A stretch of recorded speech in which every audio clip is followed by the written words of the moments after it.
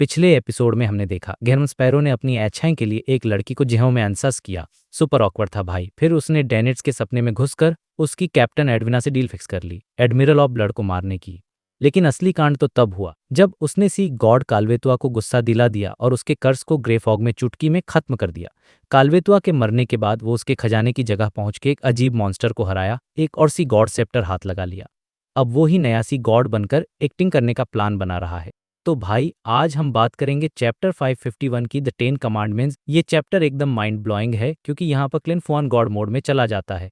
तो सीन ये है कि क्लेन सी गॉड बनकर अपने एक फॉलोअर कलात नाम के एक रेबेल को नए 10 कमांडमेंट्स दे रहा है। और ये कोई ऐसी वैसी कमांडमेंट्स नहीं थी। इसमें लिखा था कि तुम मेरा नाम बेकार में नहीं लोगे, मेरे सामने किसी और गॉड को नहीं मानोगे, इनोसेंट लोगों को और क्रैक्ट्स नहीं मारोगे। अब सोचो कलात जो एक मिड सीक्वेंस बियॉन्डर है और फेसाक कंपायर में पढ़ा लिखा है, उसके लिए ये एक बहुत बड़ी बात थी। उसको पता था कि पुराना सी गॉड का कल्ट बहुत ही प्रिमिटिव और खून खराबे वाला था। मतलब इनह्यूमन रिचुअल्स होते थे जिससे वो खुद भी एग्री नहीं करता था। उसके मन में एक डर था पुराने गॉड का। लेकिन अब जो उसने ये सिविलाइज रूल सुने तो वो एकदम खुश हो गया। उसको लगा जैसे उसका गॉड एक प्रिमिटिव टोटम से इवॉल्व होकर एक सच्चा गॉड बन रहा है। उसकी खुशी का ठिकाना नहीं रहा। वो जमीन पर सिर रखकर कांपने लगा, थोड़ा डर से, एक्साइटमेंट से। उसको लगा कि अब उनके रेबल्स का उन्हें आशीर्वाद मिला है। फिर कलात अपने दूसरे साथी एडमॉन्टन से मिलता है। एडमॉन्टन भी बहुत एक्साइटेड था, उसने भी ये रेवलेशन देखा था।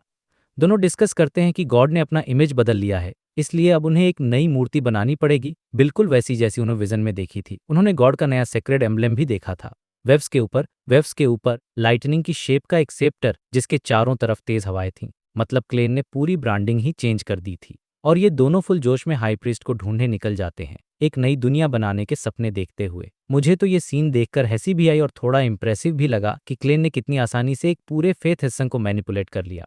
अब आते हैं पर्दे के पीछे, यानी हमारे क्लेन के पास जो ग्रे फॉग के ऊपर बैठा है। भाई वो बेचारा थककर चूर हो गया था। सी गॉड सेप्टर यूज करके उसकी एनर्जी ड्रेन हो गई थी। यहाँ पर हमें पता चलता है कि एक फॉल्स गॉड और ट्रू गॉड में क्या फर्क होता है।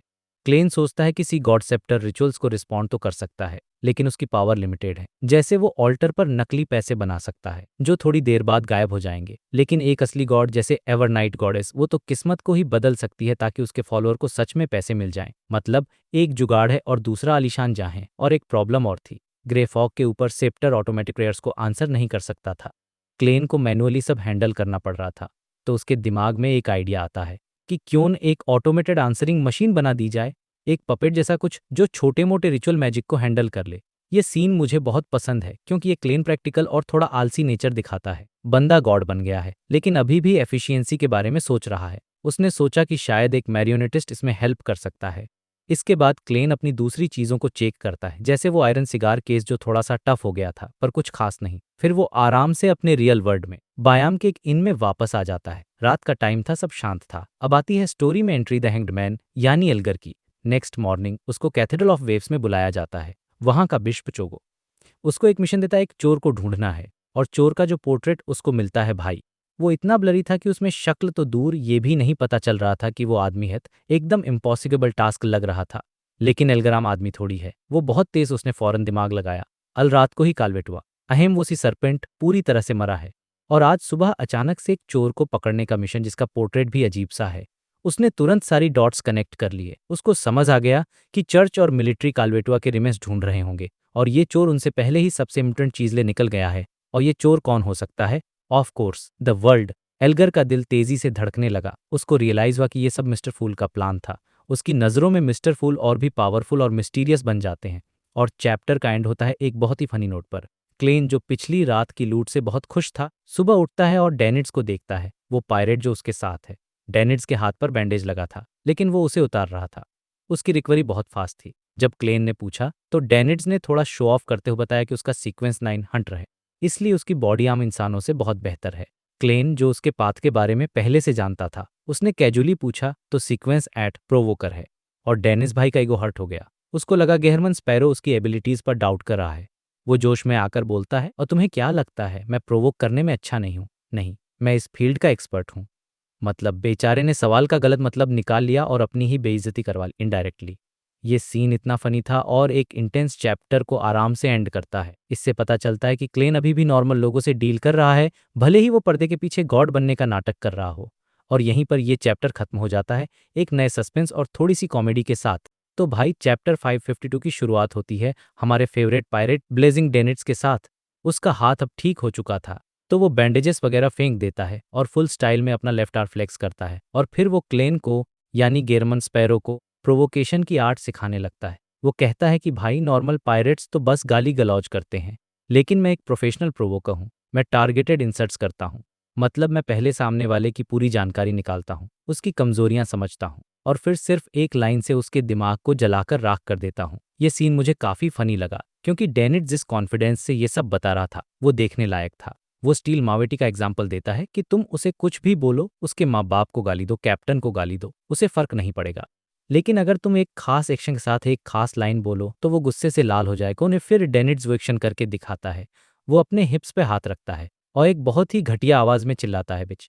सच बताऊं, ये देखकर को उसे मारने का मन कर गया और मुझे भी लगा कि यार ये बंदा सच में एक परफेक्ट प्रोवोकर है। इसको देखकर ही गुस्सा आ जाता है। इसके बाद डेनिट ने दूसरी स्किल्स के बारे में बताता है कि वो ट्रैप्स यानी जाल बिछाने में भी एक्सपर्ट है। वो कहता है काश तुमने स्टील मावेटी को पकड़ने के लिए मेरा प्लान माना होता। इस पर क्लेन का जवाब एकदम किलर था। उसने शांति से कहा तुम्हें अभी भी मौका मिलेगा। जब डेनिट्स ने पूछा कैसा मौका, तो क्लेन ने एक स्माइल के साथ कहा मैं तुम्हें स्टील जैसे और भी बेउंडर्स से मिलवाऊंगा। तुम उन सब के लिए एक करके ट्रप्स लगाना।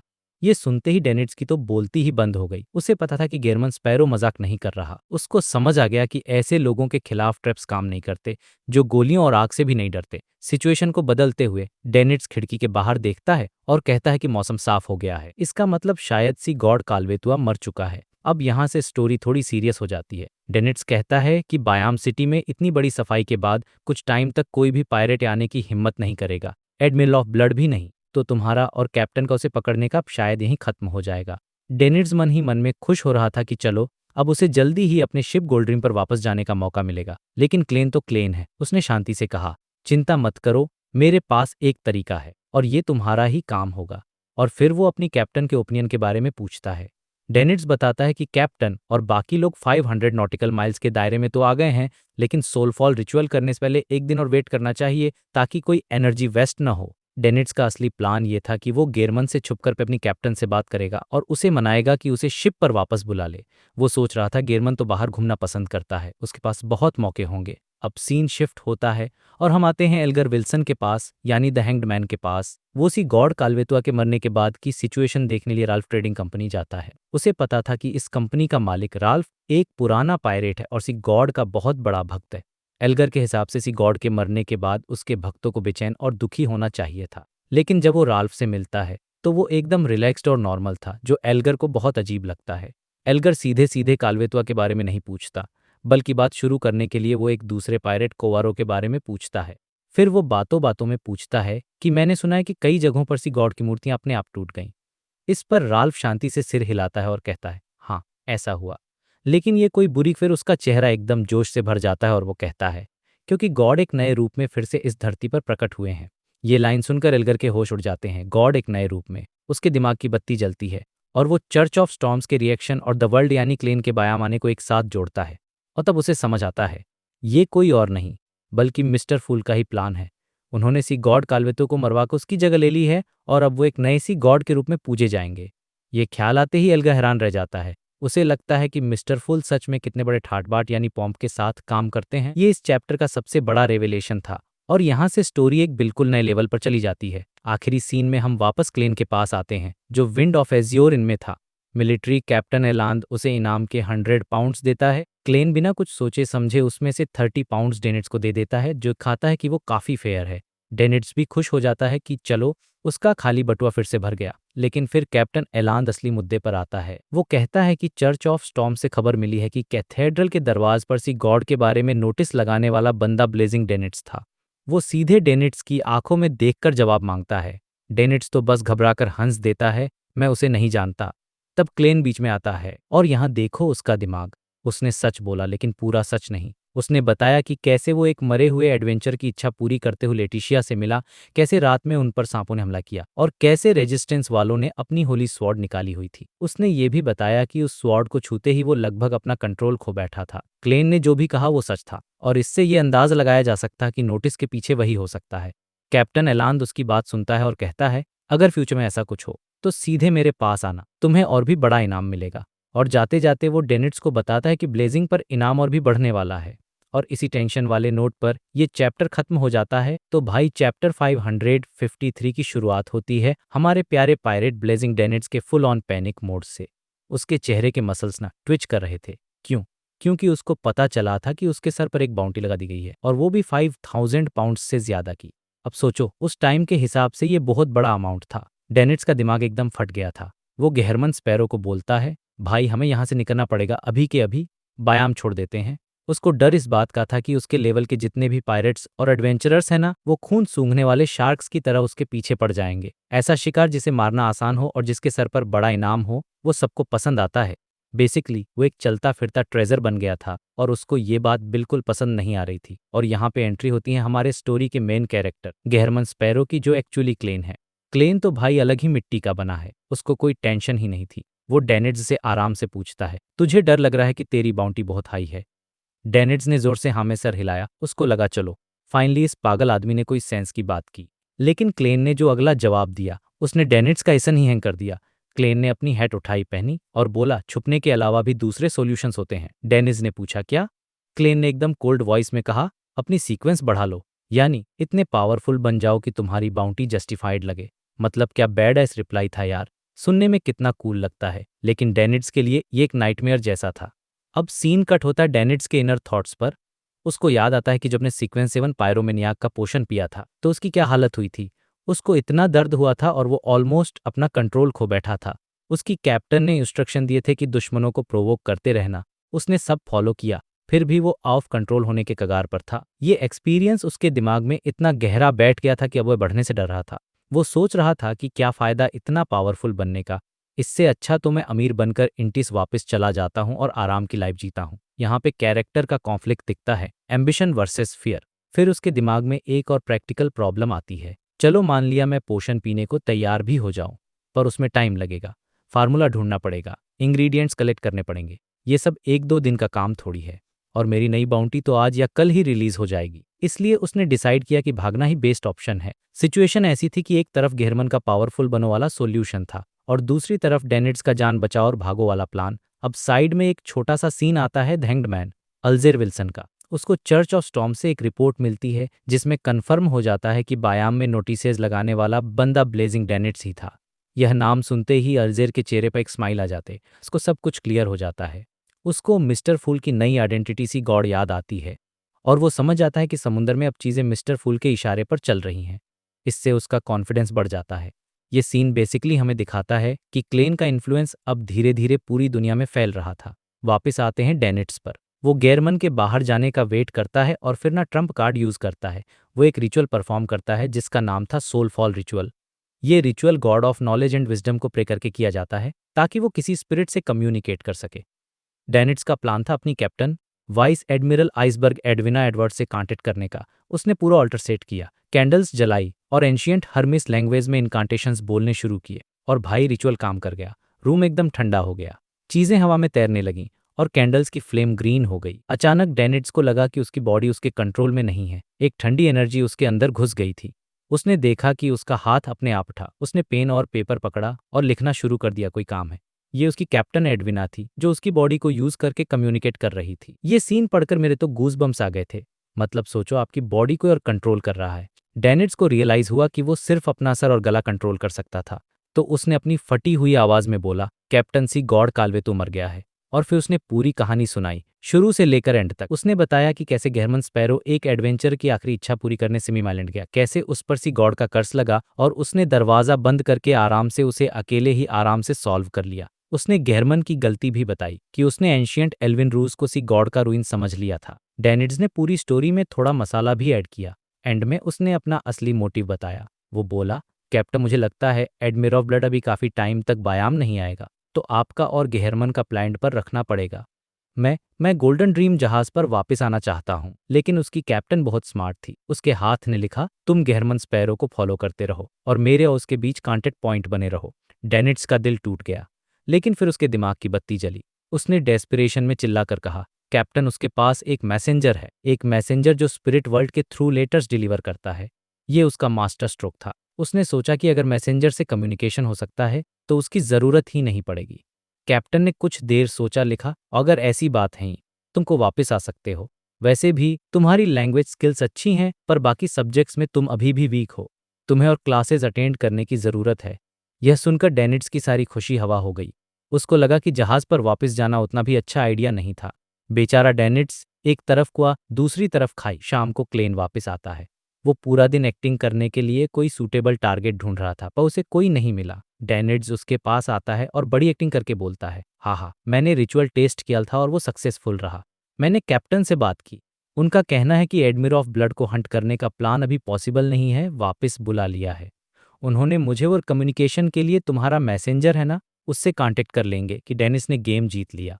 लेकिन क्लेन तो क्लेन है।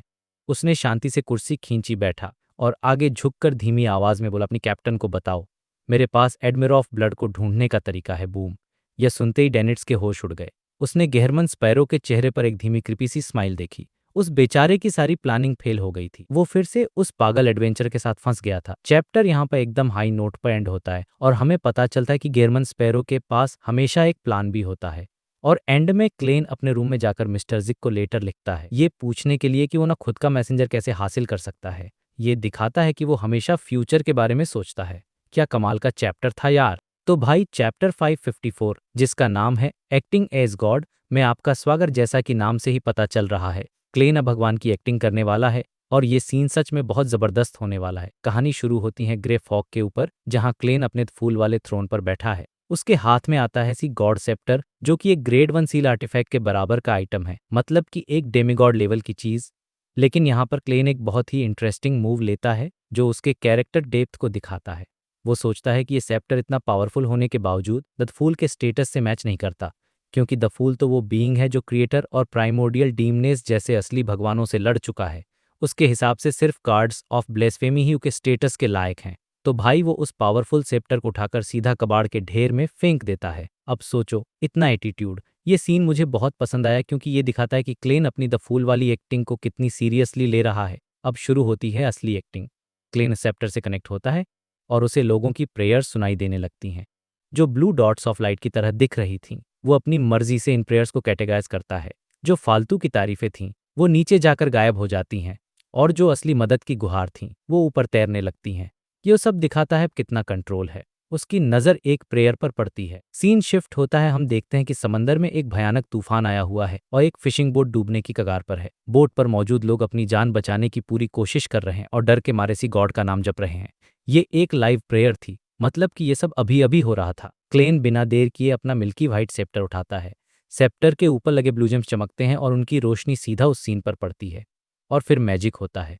जो मछुआरे अपनी उम्मीद खो चुके थे, उन्हें अचानक महसूस होता है कि उनकी बोट स्टेबल हो गई है। पहाड़ जैसी लहरें शांत हो चुकी थीं और तेज हवाएं एकदम नॉर्मल हो गई थीं। आसमान से काले बादल छैंट गए थे, जैसे किसी ने उस तूफान को जबरदस्ती पीछे धकेल दिया हो। उन लोगों को समझ आ जाता है किसी गॉड ने उन्हें बचाया है। वो सब के सब डेक पर घुटनों के बल बैठ जाते हैं और सी गॉड काल्वेतुआ को थैंक यू बोलने लगते हैं। लेकिन ग्रे फॉग के ऊपर क्लेन को थोड़ा अजीब लगता है। वो सोचता है, अरे यार, बचाया तो मैंने और तुम लोग थैंक यू उस मरे हुए समुद्री सांप काल्वेतुआ को बोल रहे हो। वो तो खुद तूफान बनाकर तुम लोगों को डराता था ताकि तुम उसकी पूजा करो। लेकिन फिर 2 सेकंड के साइलेंस के बाद क्लेन को हंसी आ जाती है। उसे रियलाइज होता है कि काल्वेतुआ तो मर चुका है और अभी का काल तो उसी की एक और आइडेंटिटी है। तो लोग उसकी दूसरी आइडेंटिटी को थैंक यू बोल रहे हैं, तो इसमें बुरा मानने वाली क्या बात है। और दोस्तों, ये मोमेंट इस चैप्टर का सबसे ज़रूरी हिस्सा है। यहाँ क्लेन को फेसलेस होने का असली मतलब समझ आता है। उसे ये रियलाइज होता है कि एक्टिंग का मतलब सिर्फ किसी का चेहरा लगा लेना नहीं होता, बल्कि उस रोल में पूरी तरह डूब जाना होता है। लेकिन साथ ही ये भी कभी नहीं भूलना होता कि तुम असल में कौन हो। ये एक बहुत ही मुश्किल बैलेंस है। अगर ये बैलेंस जरा सा भी बिगड़ा तो एक बियॉन्डर अपना कंट्रोल खो सकता है और पागला या मॉन्स्टर बन सकता है। तो ये एक्टिंग एज गॉड का एक्सपीरियंस उसके लिए एक बहुत बड़ा लेसन था, जो उसे फ्यूचर में सेफ तरीके से एक्टिंग करने में मदद करेगा। इसके बाद क्लेन की नज़र एक और पॉइंट ऑफ लाइट पर पड़ती है। इस बार की प्रेयर बहुत ही दुख भरी थी।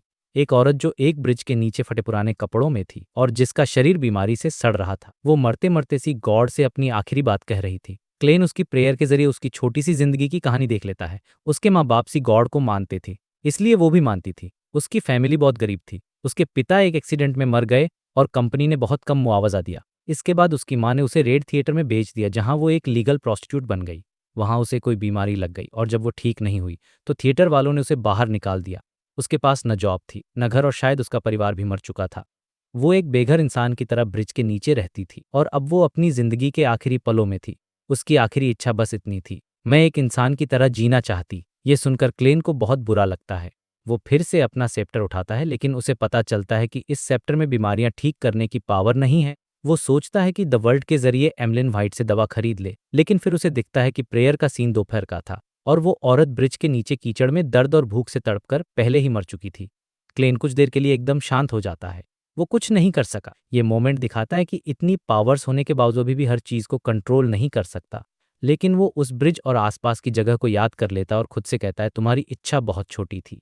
मैं तुम्हें एक इंसान की तरह दफनाने की पूरी कोशिश करूंगा। ये दिखाता है कि उसके अंदर की इंसानियत अभी भी जिंदा है।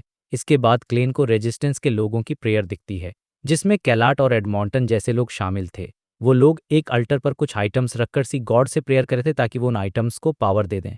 क्लेन को समझ आता है कि अच्छा, तो ऐसे ये लोग अपने बियॉन्डर आइटम्स बनाते हैं।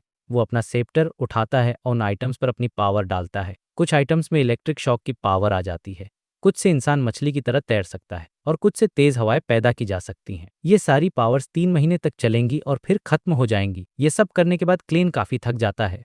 भले ही वो सेप्टर की पावर यूज कर रहा था, लेकिन एक तूफान को रोकना और दर्जनों आइटम्स को एकजेंट करना, ये दोनों ही डेमिगॉड लेवल के काम थे, जिसमें बहुत स्पिरिचुअलिटी लगती है। लेकिन उसे एक आइडिया आता है कि वो खुद के लिए भी ऐसे चार्म्स बना सकता है, खासकर पानी के अंदर लड़ने के लिए, ताकि वो सी बैटल में कमजोर न पड़े।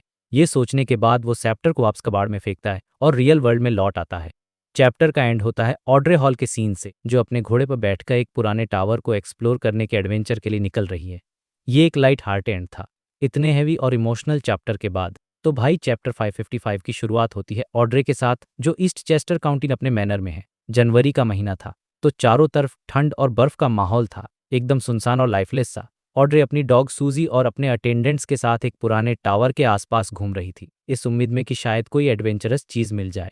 मतलब उसे लगा था कि उसे दीवारों पर कोई पुरानी पेंटिंग्स या मुरल्स मिलेंगे, जिससे वो उस टावर की हिस्ट्री समझ सके और चुपके से अपनी बियॉन्डर स्किल जैसे फ्रेंजी और प्लेकेट की प्रैक्टिस कर सके। पर यार मिला क्या? बस टूटी हुई ईंटें, सड़ी हुई लकड़ी और छोटे मोटे कीड़ों की लाशें। मटल डिसअपॉइंटमेंट। वो मतलब टोन ही मन सोच रही थी, ये कोई एडवेंचर थोड़ी है, ये तो बस घोड़े पर टहलना हो गया। खैर, वो हार मानने वालों में से नहीं थी। उसने वापस जाते हुए अपने एक लोकल अटेंडेंट से पूछा, क्या यहाँ आसपास मॉन्स्टर्स की कोई कहानियां हैं? अब देखो, ऑड्रे यहाँ आई ही इसलिए थी क्योंकि इस इलाके में पुराने जमाने में ड्रैगन्स की पूजा होती थी, तो उसके मन में एक उम्मीद तो थी। एक यंग अटेंडेंट हिम्मत करके आगे आया और बोला, मैम, इस जंगल में बहुत खूंखार जंगली जानवर तो हैं, लेकिन आज तक किसी ने कोई मॉन्स्टर नहीं देखा। फिर उसने एक पुराना फोक सॉन्ग सुनाया, जिसका मतलब कुछ ऐसा था कि मॉन्स्टर्स तुम्हारे सपनों में हैं, ड्रैगन्स भी तुम्हारे सपनों में हैं, और हवा में तैरता हुआ वो शानदार पैलेस भी तुम्हारे सपनों में ही है। ये गाना सुनने के बाद ऑड्रे के दिमाग की बत्ती जल गई। उसे तुरंत लिटिल सन से मिली इन्फॉर्मेशन याद आई। ड्रैगन ऑफ इमेजिनेशन एंकेवेल्ट ने सच में एक तैरता हुआ शहर इमेजिन था, जिसका नाम था लिवसेड, यानी चमत्कारों का शहर। और ड्रीम्स या सपनों का कनेक्शन सीधा उसके स्पेक्टेटर पाथवे से था, जो माइंड कॉन्शियसनेस और सबकॉन्शियस से डील करता है। उसे लगा कि ये गाना कोई मजाक नहीं, बल्कि एक बहुत बड़ा हिंट हो सकता है। क्या पता लिवसेड सच में सपनों की दुनिया में, यानी कलेक्टिव सबकॉन्शियस के समंदर में मौजूद हो। ये थॉट उसके दिमाग में घूमता रहा। जब वो अपने रूम में वापस आई तो उसने सूजी को देखा। उसके मन में थोड़ा शो ऑफ करने का ख्याल आया। वो दिखाना चाहती थी कि देखो, मैंने कितनी बड़ी चीज पता लगाई है। उसने ऐसे ही कैजुअली सूजी से, लगता है सूज गाने का असली मतलब क्या था। अब सूजी बेचारी एक डॉग थी, उसे पोएट्री से क्या लेना देना। उसने कुछ देर सोचा और फिर जो जवाब दिया वो बेस्ट था। सूजी ने कहा, ऑड्रे, मैं तो बस एक डॉग हूँ। मतलब सीन ही खत कर दिया। स्टोरी शिफ्ट होती है ब्लू माउंटेन आइलैंड पर, जहां कलात नाम का बंदा है। वो सी गॉड का नया नया भक्त बना था और एक्साइटमेंट के मारे पूरी रात सोया नहीं था। वो व्हील चेयर पर बैठकर अपने आसपास का एरिया चेक कर रहा था, जैसे जीने की एक नई वजह मिल गए हो रिवेंज के अलावा। जब वो वापस पूजा की वेदी यानी ऑल्टर के पास आया तो उसकी आंखें खुली की खुली रह गईं। ऑल्टर पर रखी हर चीज में एक अजीब सी डिवाइन चमक आ गई थी। एक डैगर से चांदी की बिजली निकल रही थी। एक पत्ती इतनी हरी हो गई थी कि उसे देखकर ही सांस लेना आसान लग रहा था। उसके दिमाग में तोड़ की कृपा है। इस मोमेंट पर उसका सारा शक दूर हो गया। उसे समझ आया किसी गॉड अपनी इमेज को फिर से बना रहे हैं और वो इस डिवाइन प्लान का एक छोटा सा हिस्सा है। वो इतनी खुशी और श्रद्धा से भर गया कि तुरंत व्हीलचेयर से उतरकर जमीन पर लेट गया और सी गॉड को प्रणाम किया। इसके बाद वो तुरंत अपने साथियों को ये खुशखबरी सुनाने के लिए निकल पड़ा। और अब आते हैं मेन सीन पर। रात के 11:15 बजे क्लेन अपने रूम में बैठा है और डेनिट्स को एक सोलफॉल रिचुअल करते हुए देख रहा है। ये रिचुअल वाइस एडमिरल आइसबर्ग यानी एडविना एडवर्ड्स से कांटेक्ट करने के लिए था। क्लेन चुपचाप सारे डिटेल्स को मेमोराइज कर रहा था और एनालाइज कर रहा था कि ये काम कैसे करता है। उसे समझ आया कि ये स्पिरिट वर्डल की मदद से होता है और डेमीगॉड लेवल पर भी इसकी एक रेंज लिमिटेशन होती है। तभी डेनिट्स की बॉडी कांपने लगी और उसका एक्सप्रेशन एकदम ठंडा पड़ गया और फिर उसके मुंह से एडविना एडवर्ड्स की आवाज निकली, गुड इवनिंग। उसकी आवाज में ऐसा लग रहा था जैसे किसी ने उसे नींद से जगा दिया हो और वो गुस्से में हो। क्लेन ने बिना टाइम वेस्ट के सीधे पॉइंट पर बात की और कहा, मेरे पास एडमिरल ऑफ ब्लड को ढूंढने का एक तरीका है। एडविना, जो डेनिट्स की बॉडी में थी, तुरंत नॉर्मल हो गई और पूछा, क्या? क्लेन ने बताया कि उसके पास एडमिरल ऑफ ब्लड के लेटेस्ट वायरलेस टेलीग्राफी के फ्रीक्वेंसी और पासकोड हैं। ये सुनकर एडविना हैरान रह गई। उसे यकीन नहीं हुआ कि गेरमन स्पैरो जैसा मिस्टिसिज्म का एक्सपर्ट रेडियो टेक्नोलॉजी के बारे में भी जानता है। क्लेन ने बस पोलाइटली स्माइल करके कहा। एडविना ने पूछा कि क्या एडमिरल ऑफ ब्लड को पता है कि उनके कोड्स लीक हो गए हैं? क्लेन ने कहा, शायद, लेकिन हम कोशिश तो कर ही सकते हैं। अंदर ही अंदर क्लेन सोच रहा था कि एक बार उसे उनकी लोकेशन मिल जाए तो वो उसी गॉड की पावर यूज समुद्री जीवों से उन्हें ढूंढवा लेगा। एडविना मान गई और कहा कि डेनिट सर्विलांस में मदद करेगा।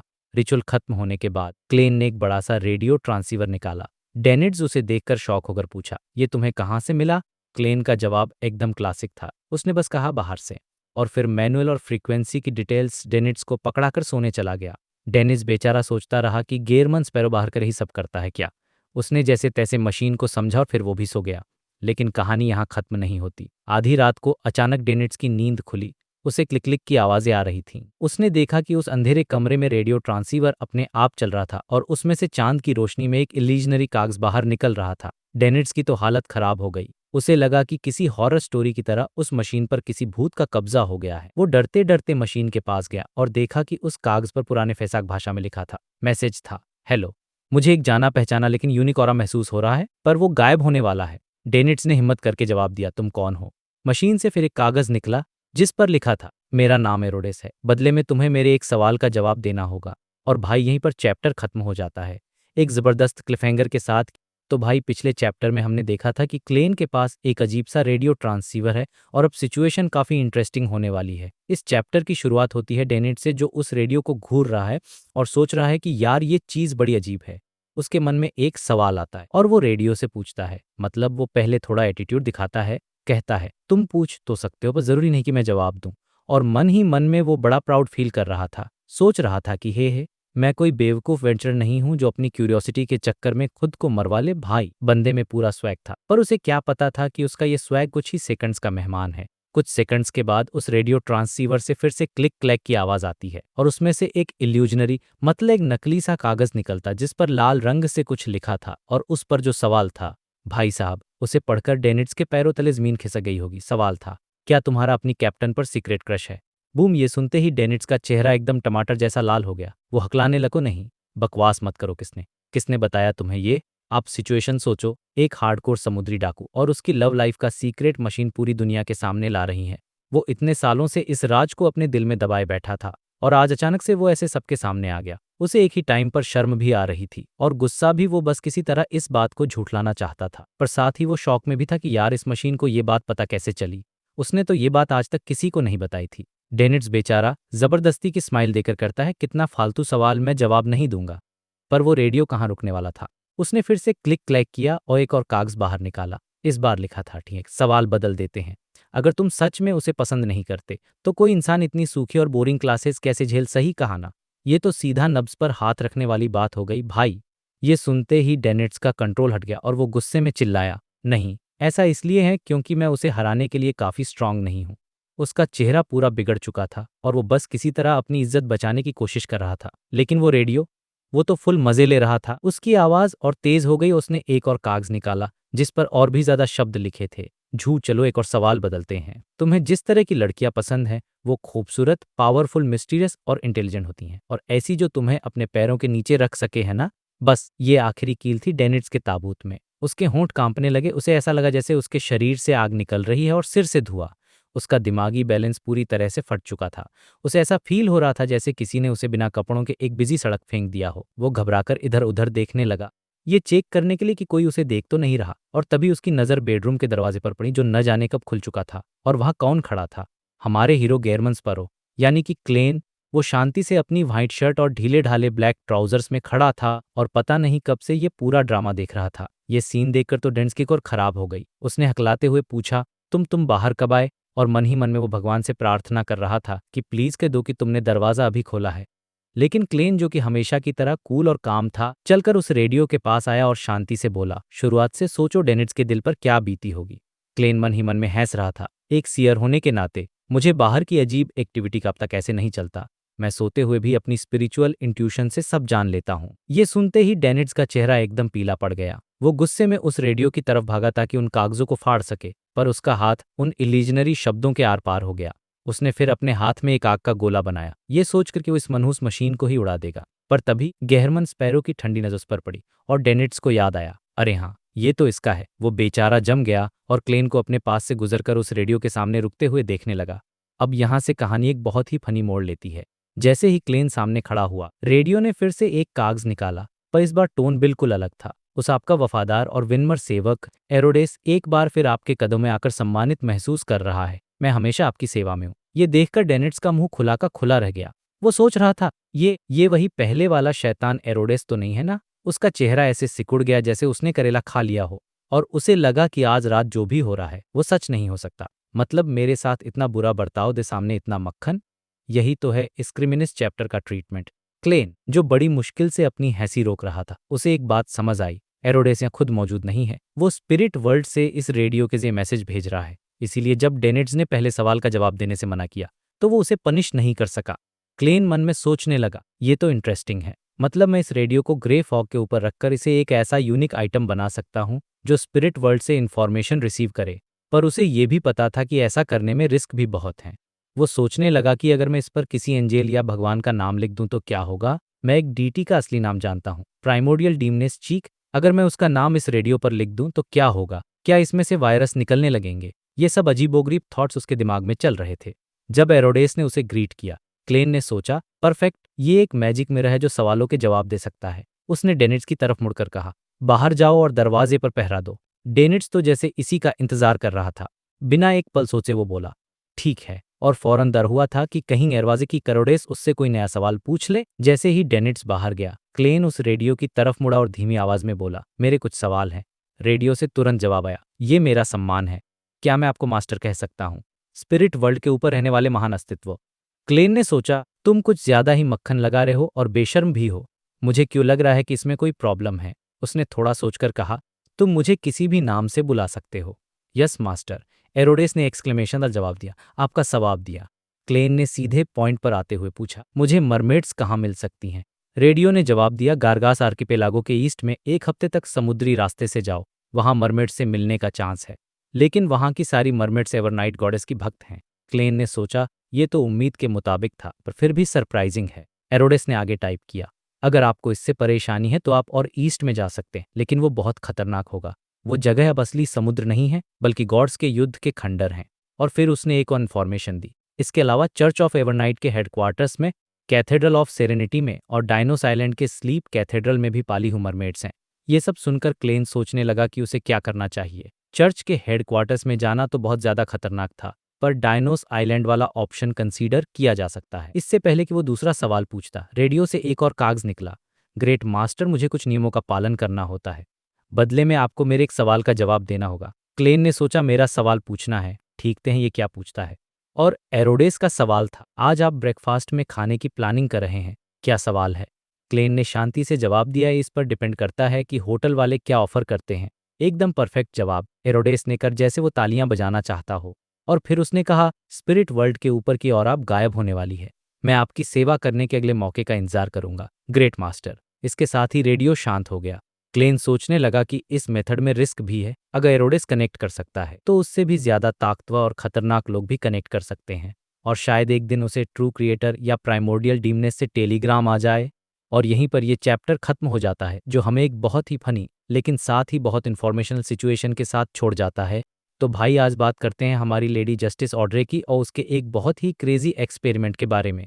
ये चैप्टर 557 है और यहाँ से ऑड्रे का कैरेक्टर एक नेक्स्ट लेवल पर पहुंच जाता है। सिचुएशन ये थी कि ऑड्रे अपने घर हॉल फैमिली मैनर में थी और उसने अपने ड्रेसिंग टेबल पर एक कैंडल जलाई। वो शीशे में खुद को देख रही थी और धीरे धीरे उसकी हरी आंखें इतनी गहरी हो गईं कि कोई भी उनमें खो जाए। अब यहाँ कुछ मैजिकल हो रहा था। वो खुद को हिप्नोटाइज करने की कोशिश कर रही थी। उसने धीरे से खुद से कहा, ऑड्रे, तुम्हें आज रात सपने में होश में रहना है। ये एक सिंपल सा साइकोलॉजिकल क्यू था, मतलब अपने दिमाग को एक सिग्नल देना। अब सवाल यह है कि वो ऐसा कर क्यों रही थी। दरअसल उसने शाम को एक पुराना लोकगीत सुना था जिससे अपने सपनों को एक्सप्लोर करने का आइडिया आया। वो देखना चाहती थी कि क्या वो सपनों के जरिए सभी लिविंग बीइंग्स के सबकॉन्शियस के समंदर में उतर सकती है या नहीं। भाई, ये एक बहुत ही डेयरिंग मूव था, क्योंकि साइकोलॉजी एल्केमिस्ट की किसी भी किताब में ऐसा करने का कोई जिक्र नहीं था। मतलब ऑड्रे वो करने जा रही थी जो उससे पहले शायद किसी साइकियाट्रिस्ट ने ट्राई भी नहीं किया था, खुद को साइकोलॉजिकल क्यू देकर अपने ही सपनों की दुनिया में एडवेंचर करना।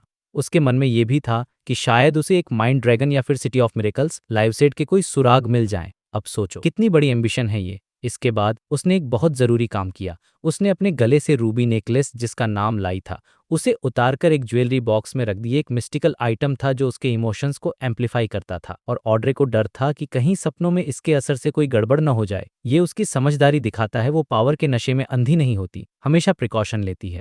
और जैसे ही उसने नेकलेस उतारा, उसे शीशे में अपने चेहरे पर छोटे मोटे ब्लेमिशेस दिखे। जब वो लाई पहने रहती थी तो उसे लगता था कि वो परफेक्ट, उसकी ब्यूटी नशीली है। पर अब उसने खुद को समझाया, जाग जा ऑड्रे, वो सिर्फ एक झूठ है।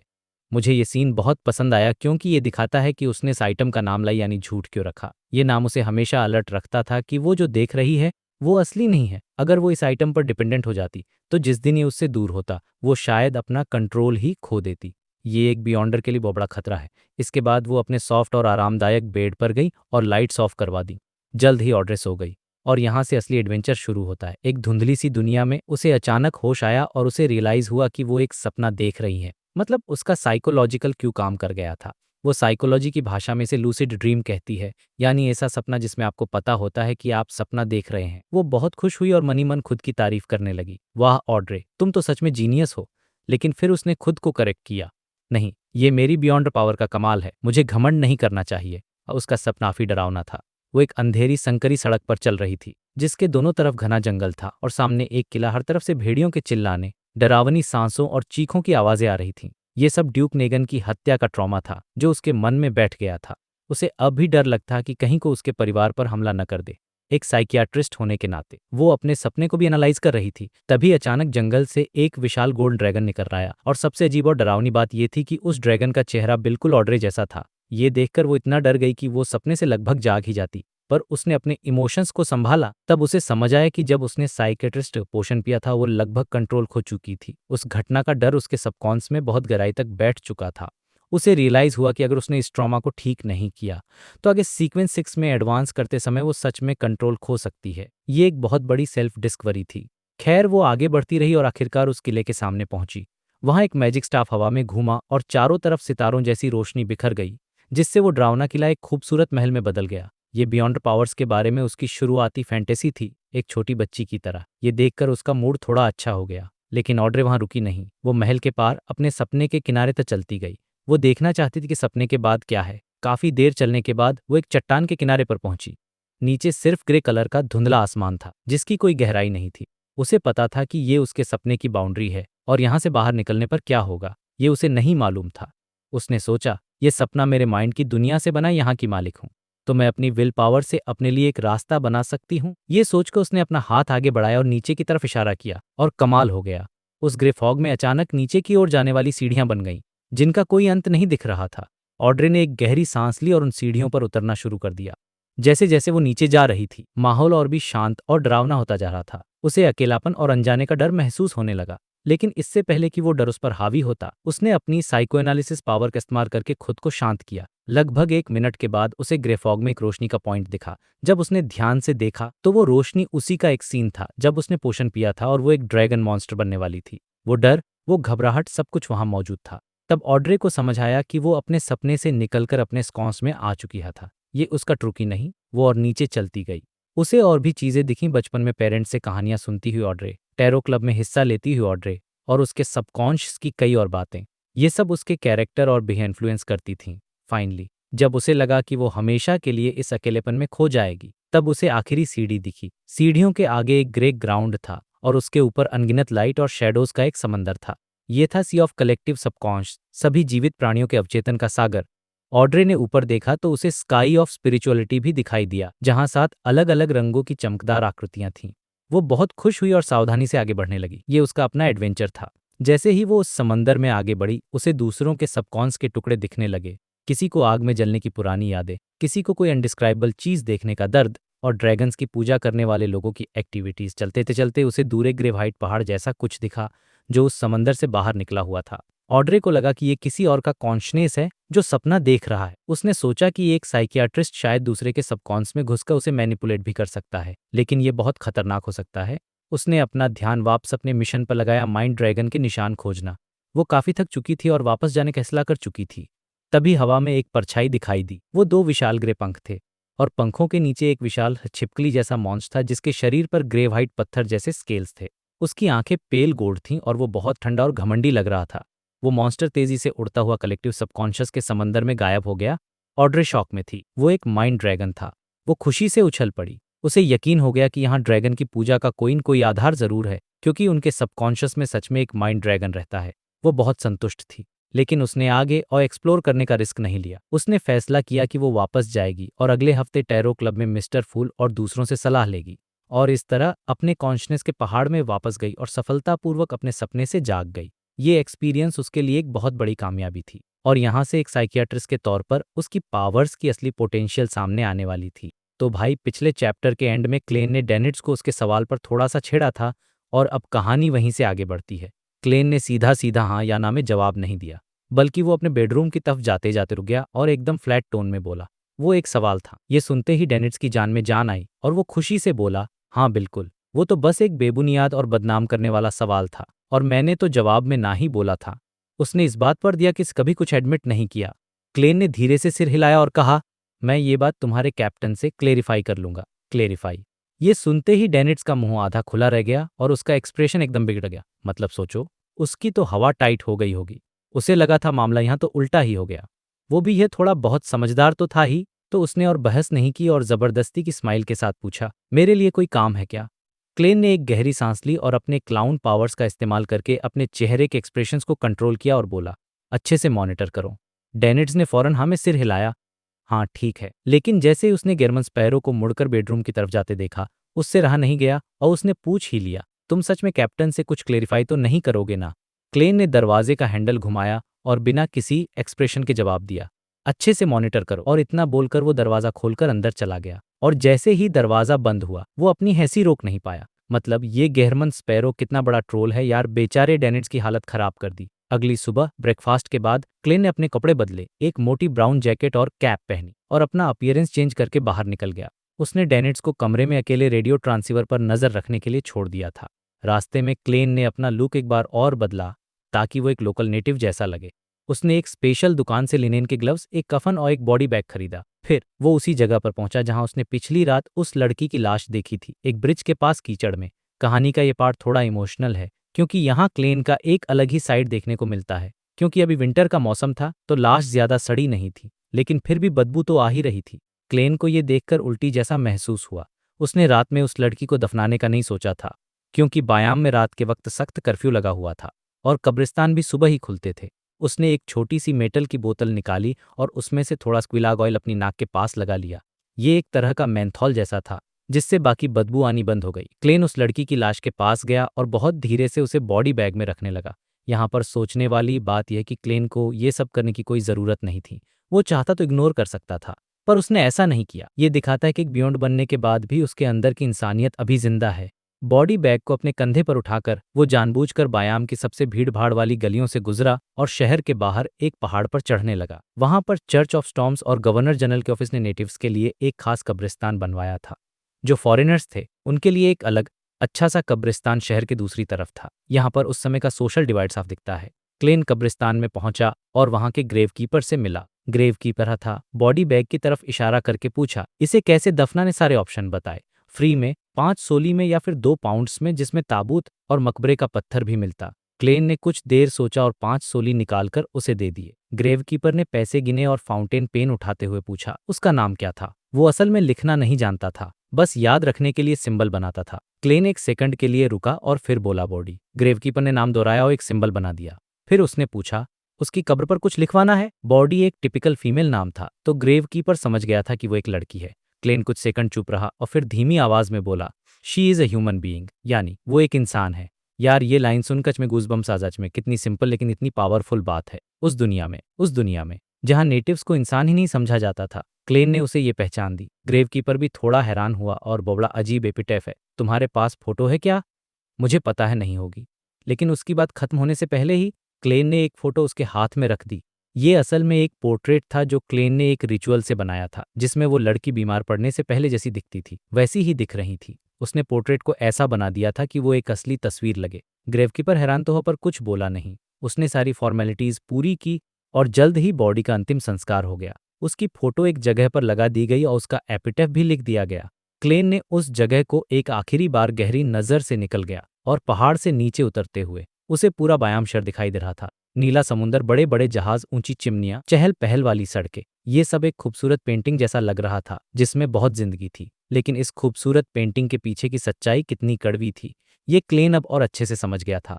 उसी वक्त शहर के दूसरे कोने में कैथर वेव्स के क्लॉक टावर के ऊपर चर्च ऑफ स्टॉर्म्स का कार्डिनल, जिसका नाम यान कॉटमैन था, खड़ा हुआ था। वो मैंडेटेड पनिशर्स का हाई रैंकिंग डीकन भी था, मतलब बहुत पावरफुल आदमी था। तभी एक मैंडेटेड पनिशर दौड़ता हुआ पाया और बोला, योर एमिनेंस, नई इन्फॉर्मेशन है। उसने बताया कि रेजिस्टेंस को काल्वेटुआ की तरफ से जवाब मिला है और वो लोग नए स्टैच्यू बना रहे हैं।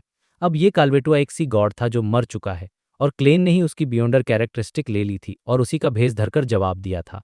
यान कॉटमैन ने वो नोट पढ़ा और कहा, आर्किपेलागो के समुद्री एरिया में कुछ भी एबनॉर्मल हो तो उसकी तलाश करो। उसे यकीन था कि जिसने भी काल्वेटुआ की कैरेक्टरिस्टिक ली है वो अभी भी इन्हीं पानी में है। और उसे ये भी पता था कि वो कैरेक्टरिस्टिक बहुत अनस्टेबल है और उसे इस्तेमाल करने वाला जरूर अपने आसपास कुछ एबनॉर्मल निशान छोड़ेगा। मतलब चर्प क्लेन के बहुत करीब आ रही थी और ये उसके लिए एक बहुत बड़ा खतरा था। दूसरी तरफ क्लेन जब बायाम शहरवास पहुंचा तो उसने अपनी फेसलेस पावर हटा दी और वापस अपने होटल के कमरे में आ गया। जैसे ही उसने दरवाज खोला, उसने देखा कि डेनिड्स रेडियो ट्रांसीवर के सामने बैठा है और उसका चेहरा बहुत अजीब और गंभीर था। क्लेन ने पूछा, कुछ मिला क्या? डेनिड्स ने नामे सिर हिलाया और अपने हाथ में कुछ कागज दिखाते हुए बोला, मेरी बाउंटी बढ़ाकर 5500 पाउंड्स कर दी गई है। ये बाउंटी लगभग स्टील मावेटी जितनी थी जो एक खतरनाक पायरेट था। इस वजह से डेनिड्स इतना डर गया था कि वो बाहर ड्रिंक करने भी नहीं जा रहा था।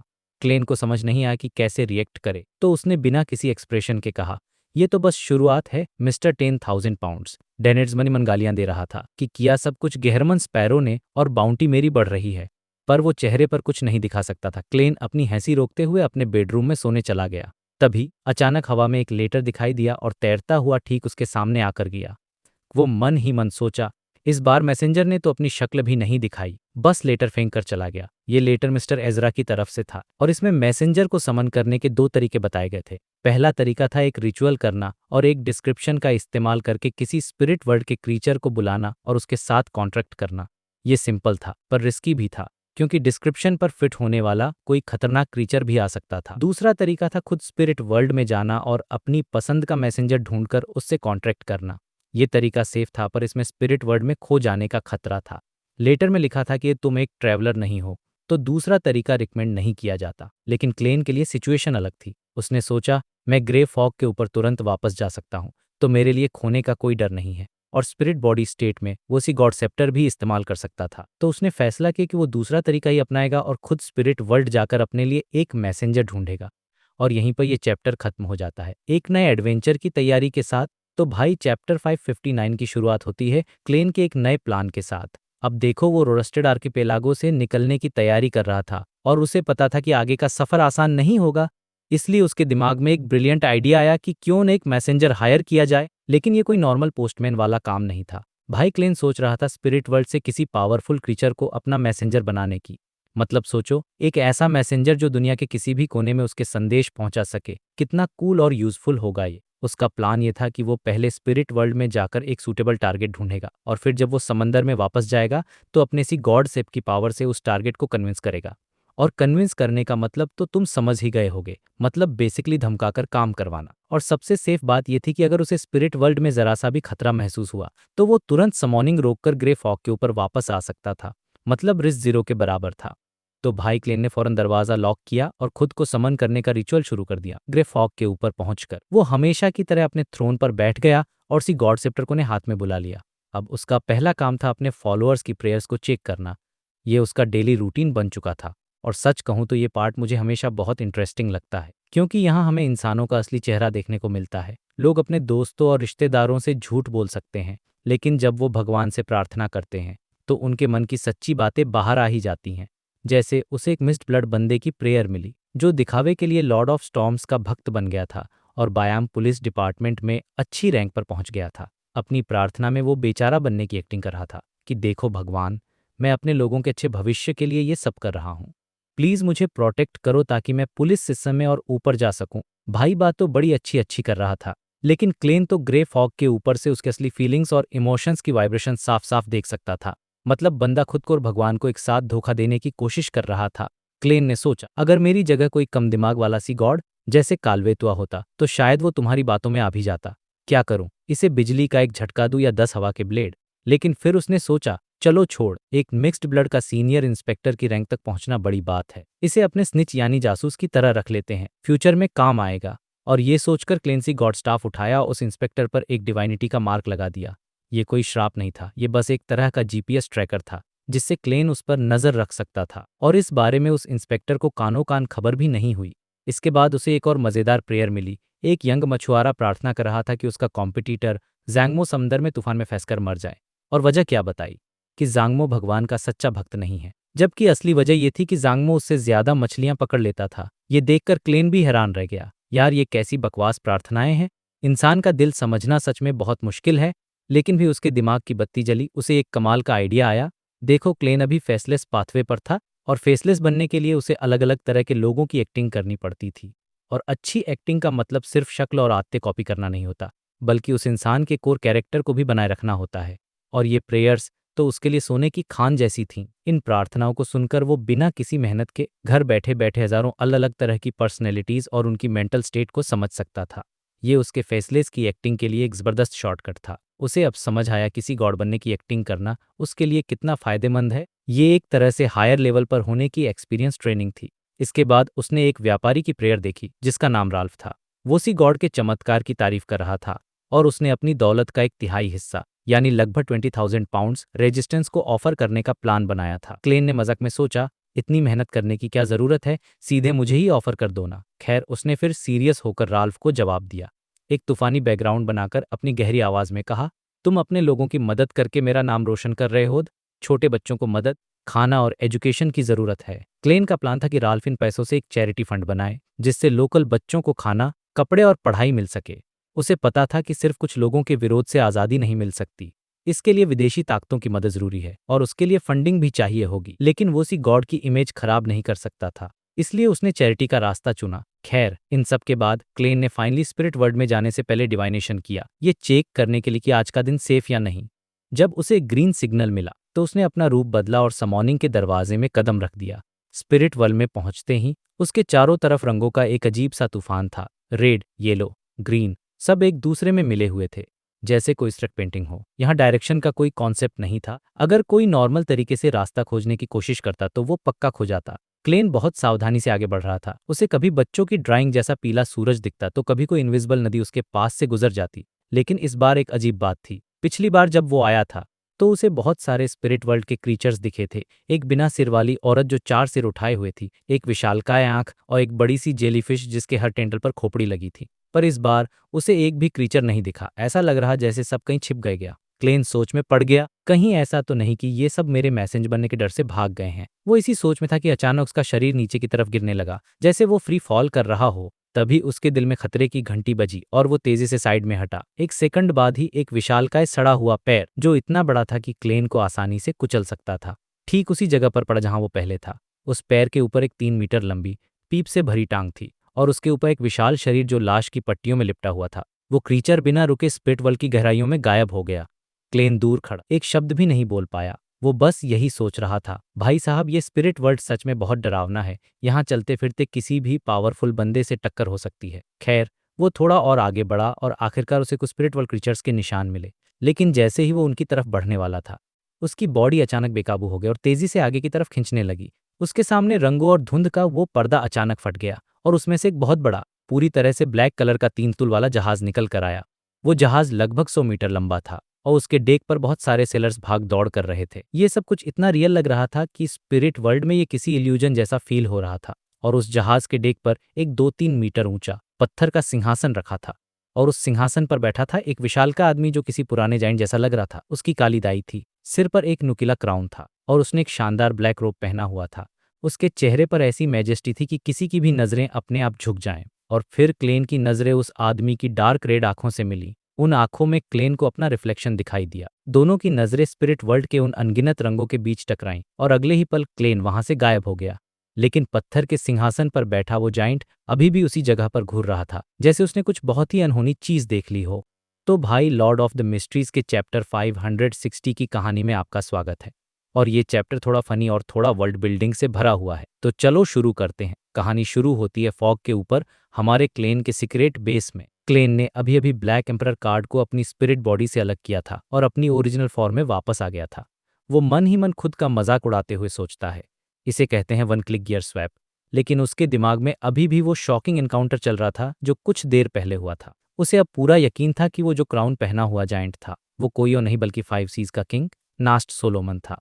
और वो जो 100 मीटर लंबी सेलबोट थी जो स्पिरिट वर्म में ट्रैवल कर सकती थी, वो कोई नॉर्मल शिप नहीं थी बल्कि legendary ghost ship black emperor थी। ये वही शिप थी जिसे एंशिएंट सोलोमन एम्पायर ने बनाया था। क्लेन हमेशा सोच शिप का था कि घोंसलत बस इतना होता है कि वो खुद से चल सकती है और डूब नहीं सकती, मतलब एक अजीब से क्रीचर जैसी। लेकिन उसे ये आइडिया कभी नहीं आया कि दुनिया की सबसे पावरफुल घोस्ट शिप्सल में इनकॉर्पोरियल, यानी कि एक आत्मा की तरह बनकर पूरे स्पिरिट वर्ल्ड में घूम सकती है। अब सोचो ये कितनी खतरनाक एबिलिटी है, मतलब उसे कोई पकड़ ही नहीं सकता। क्लेन सोचता है, यार ये तो ऑलमोस्ट एक डेमिगॉड लेवल की पावर है, जैसा कि 5 सीज के सबसे फेमस ब्लैक एम्परर से उम्मीद थी। फिर उसके दिमाग में एक और थ्योरी आती है कि हो सकता है इस शिप को बनाते वक्त किसी ट्रैवलर पाथवे के बेयोंडर को सेक्रीफाइस किया गया हो, तभी इसमें ऐसी पावर आई है।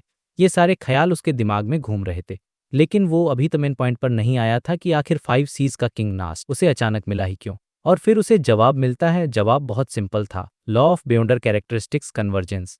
अब ये एक बहुत ही इंपॉर्टेंट कॉन्सेप्ट है, तो इसे थोड़ा धीरे से समझाता हूँ। इसका मतलब ये है कि ही पाथवे की बेयोंडर चीजें एक दूसरे को अट्रैक्ट करती हैं, जैसे मैग्नेट। हालांकि क्लेन के ब्लैक एम्परर कार्ड में कोई बेयोंडर कैरेक्टरिस्टिक नहीं थी, लेकिन रोसेल ने उसे बनाते वक्त उसमें कुछ ऐसा डाल दिया था जिससे हाई सीक्वेंस बेयोंडर बनने के बाद होल्डर को अपने पाथवे के जरूरी इंग्रेडिएंट्स की हल्की सी फीलिंग आ सके। लेकिन पॉइंट ये था कि ये फीलिंग टू वे थी, मतलब अगर क्लेन को कुछ महसूस हो सकता था तो दूसरी चीज को भी क्लेन की मौजूदगी महसूस हो सकती थी। और क्योंकि क्लेन ब्लैक एम्परर कार्ड लेकर स्पिरिट वर्ल्ड में घूम रहा था, तो रियल ब्लैक एम्परर शिप और उसके मालिक नास्ट सोलोमन का उसकी तरफ खींचना तो बनता ही था। ये सिचुएशन और भी खतरनाक इसलिए हो गई क्योंकि वो स्पिरिट वर्ल्ड में था। रियल वर्ल्ड में तो फिर भी लॉजिक और रूल्स होते हैं, डिस्टेंस होता है।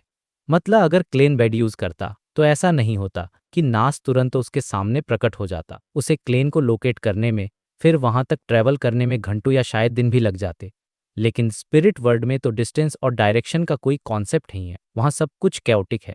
हो सकता है नास्ट बस स्पिरिट वर्ल्ड में घूमने निकला हो और जैसे ही वो अंदर आया उसे सामने से क्लेन गुजरता हुआ दिख गया। तो मेरे हिसाब से ये सीन क्लेन के लिए एक बहुत बड़ी वार्निंग थी कि वो अभी भी कितना वल्नरेबल है। उसे ये भी एहसास हुआ कि उसे शिप की तरफ जो जबरदस्ती चाव महसूस हुआ था वो सिर्फ कन्वर्जेंस का असर नहीं था, बल्कि एक बेयोंडर पावर थी, शायद लॉयर पाथवे की कोई एबिलिटी जो किसी के इरादों को ट्विस्ट करके से एक्शन लेने पर मजबूर कर देती है। ये सब सोचने के बाद क्लेन एक फैसला लेता है कि वो फिलहाल ब्लैक एम्परर कार्ड को यूज नहीं करेगा। लेकिन इसका मतलब था कि अब वो मैसेंजर ढूंढने के लिए स्पिरिट वर्ल्ड में नहीं घूम सकता। अगर वो अपनी मेन बॉडी और सी गॉडसेप्टर लेकर जाता तो वो बहुत सारे सुराग पीछे छोड़ देता जिसे कोई भी डिवाइन कर सकता था। और एंटी डिवाइनेशन के मामले में एजिक का copper whistle black emperor card के सामने कुछ भी नहीं था। वो मजाक में सोचता है, अगर मैं ऐसा करूंगा तो बार में बियर खरीदते वक्त भी 10 लोग मुझे पहचान लेंगे कि इसी ने सी गॉडसेप्टर चुराया है। ऑफ कोर्स वो तो क्लेन मोरेटी ने लिया है मुझसे, यानी गेरमन स्पैरो से उसका क्या लेना देना। फाइनली वो डिसाइड करता है कि वो एक प्रॉपर रिचुअल के स्पिरिट वर्ल्ड से किसी क्रीचर को समन करेगा और उसे अपना मैसेंजर बनाएगा। अब सीन शिफ्ट होता है बायम शहर में और हमारा फोकस आता है यानी एल्गर पर। एल्गर शहर से बाहर एक प्राइवेट हार्बर की तरफ जा रहा था जहां उसकी शिप ब्लू एवेंजर उसका इंतजार कर रही थी। आखिरकार उसे चर्च से कोई मिशन नहीं मिला था और वो वापस समुद्र में जाने के लिए फ्री था।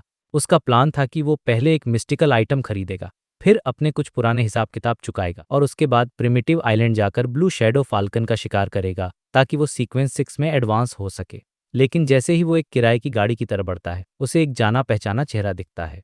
ये फॉर्मर पायरेट मर्चेंट राल्फ था, जो कुछ दिन पहले मिस्टर फूल का भक्त बना था। राल्फ का चेहरा खुशी से चमक रहा था और वो गवर्नर जनरल के ऐश की तरफ देख रहा था। एल्गर को थोड़ी हैरानी हुई तो वो उससे बात करने चला गया। आखिरकार राल्फ भी एक तरह उसका साथी ही था। दोनों मिस्टर फूल के सबऑर्डिनेट थे, बस एक कोर मेंबर था और दूसरा बाहरी। थोड़ी इधर उधर की बातों के बाद एल्गर पूछता है, ऐसी क्या बात हो गई जो तुम इतने खुश लग रहे हो? राल्फ जोर से हंसता और कहता है, अगर मैं कहूं कि मुझे गॉड का आशीर्वाद मिला है तो क्या तुम यकीन करोगे? एल्गर मन में तुरंत सोचकुल करूंगा। वो अपनी क्यूरियोसिटी दबाकर पूछता है, तुम यहाँ क्या कर रहे हो? राल्फ इधर उधर देखता है और जब उसे यकीन हो जाता है कि कोई सुननहीमी आवाज में कहता है, तुमने कहा था ना कि तुम भी गॉड में यकीन करते हो।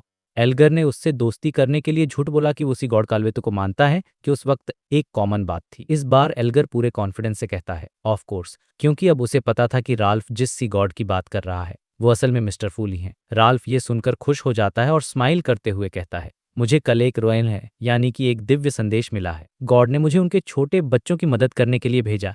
मैं इस काम के लिए एक चैरिटेबल फंड बना रहा हूँ। ये गॉड की इच्छा है और उनके एक फॉलोअर होने के नाते मुझे लगता है कि तुम भी कुछ मदद कर खुश होगे। इतना कहकर वो अपना दाहिना हाथ आगे बढ़ा देता है, डोनेशन का इंतजार करते हुए। ये सुनते ही एल्गर का चेहरा एकदम फिक्स हो गया।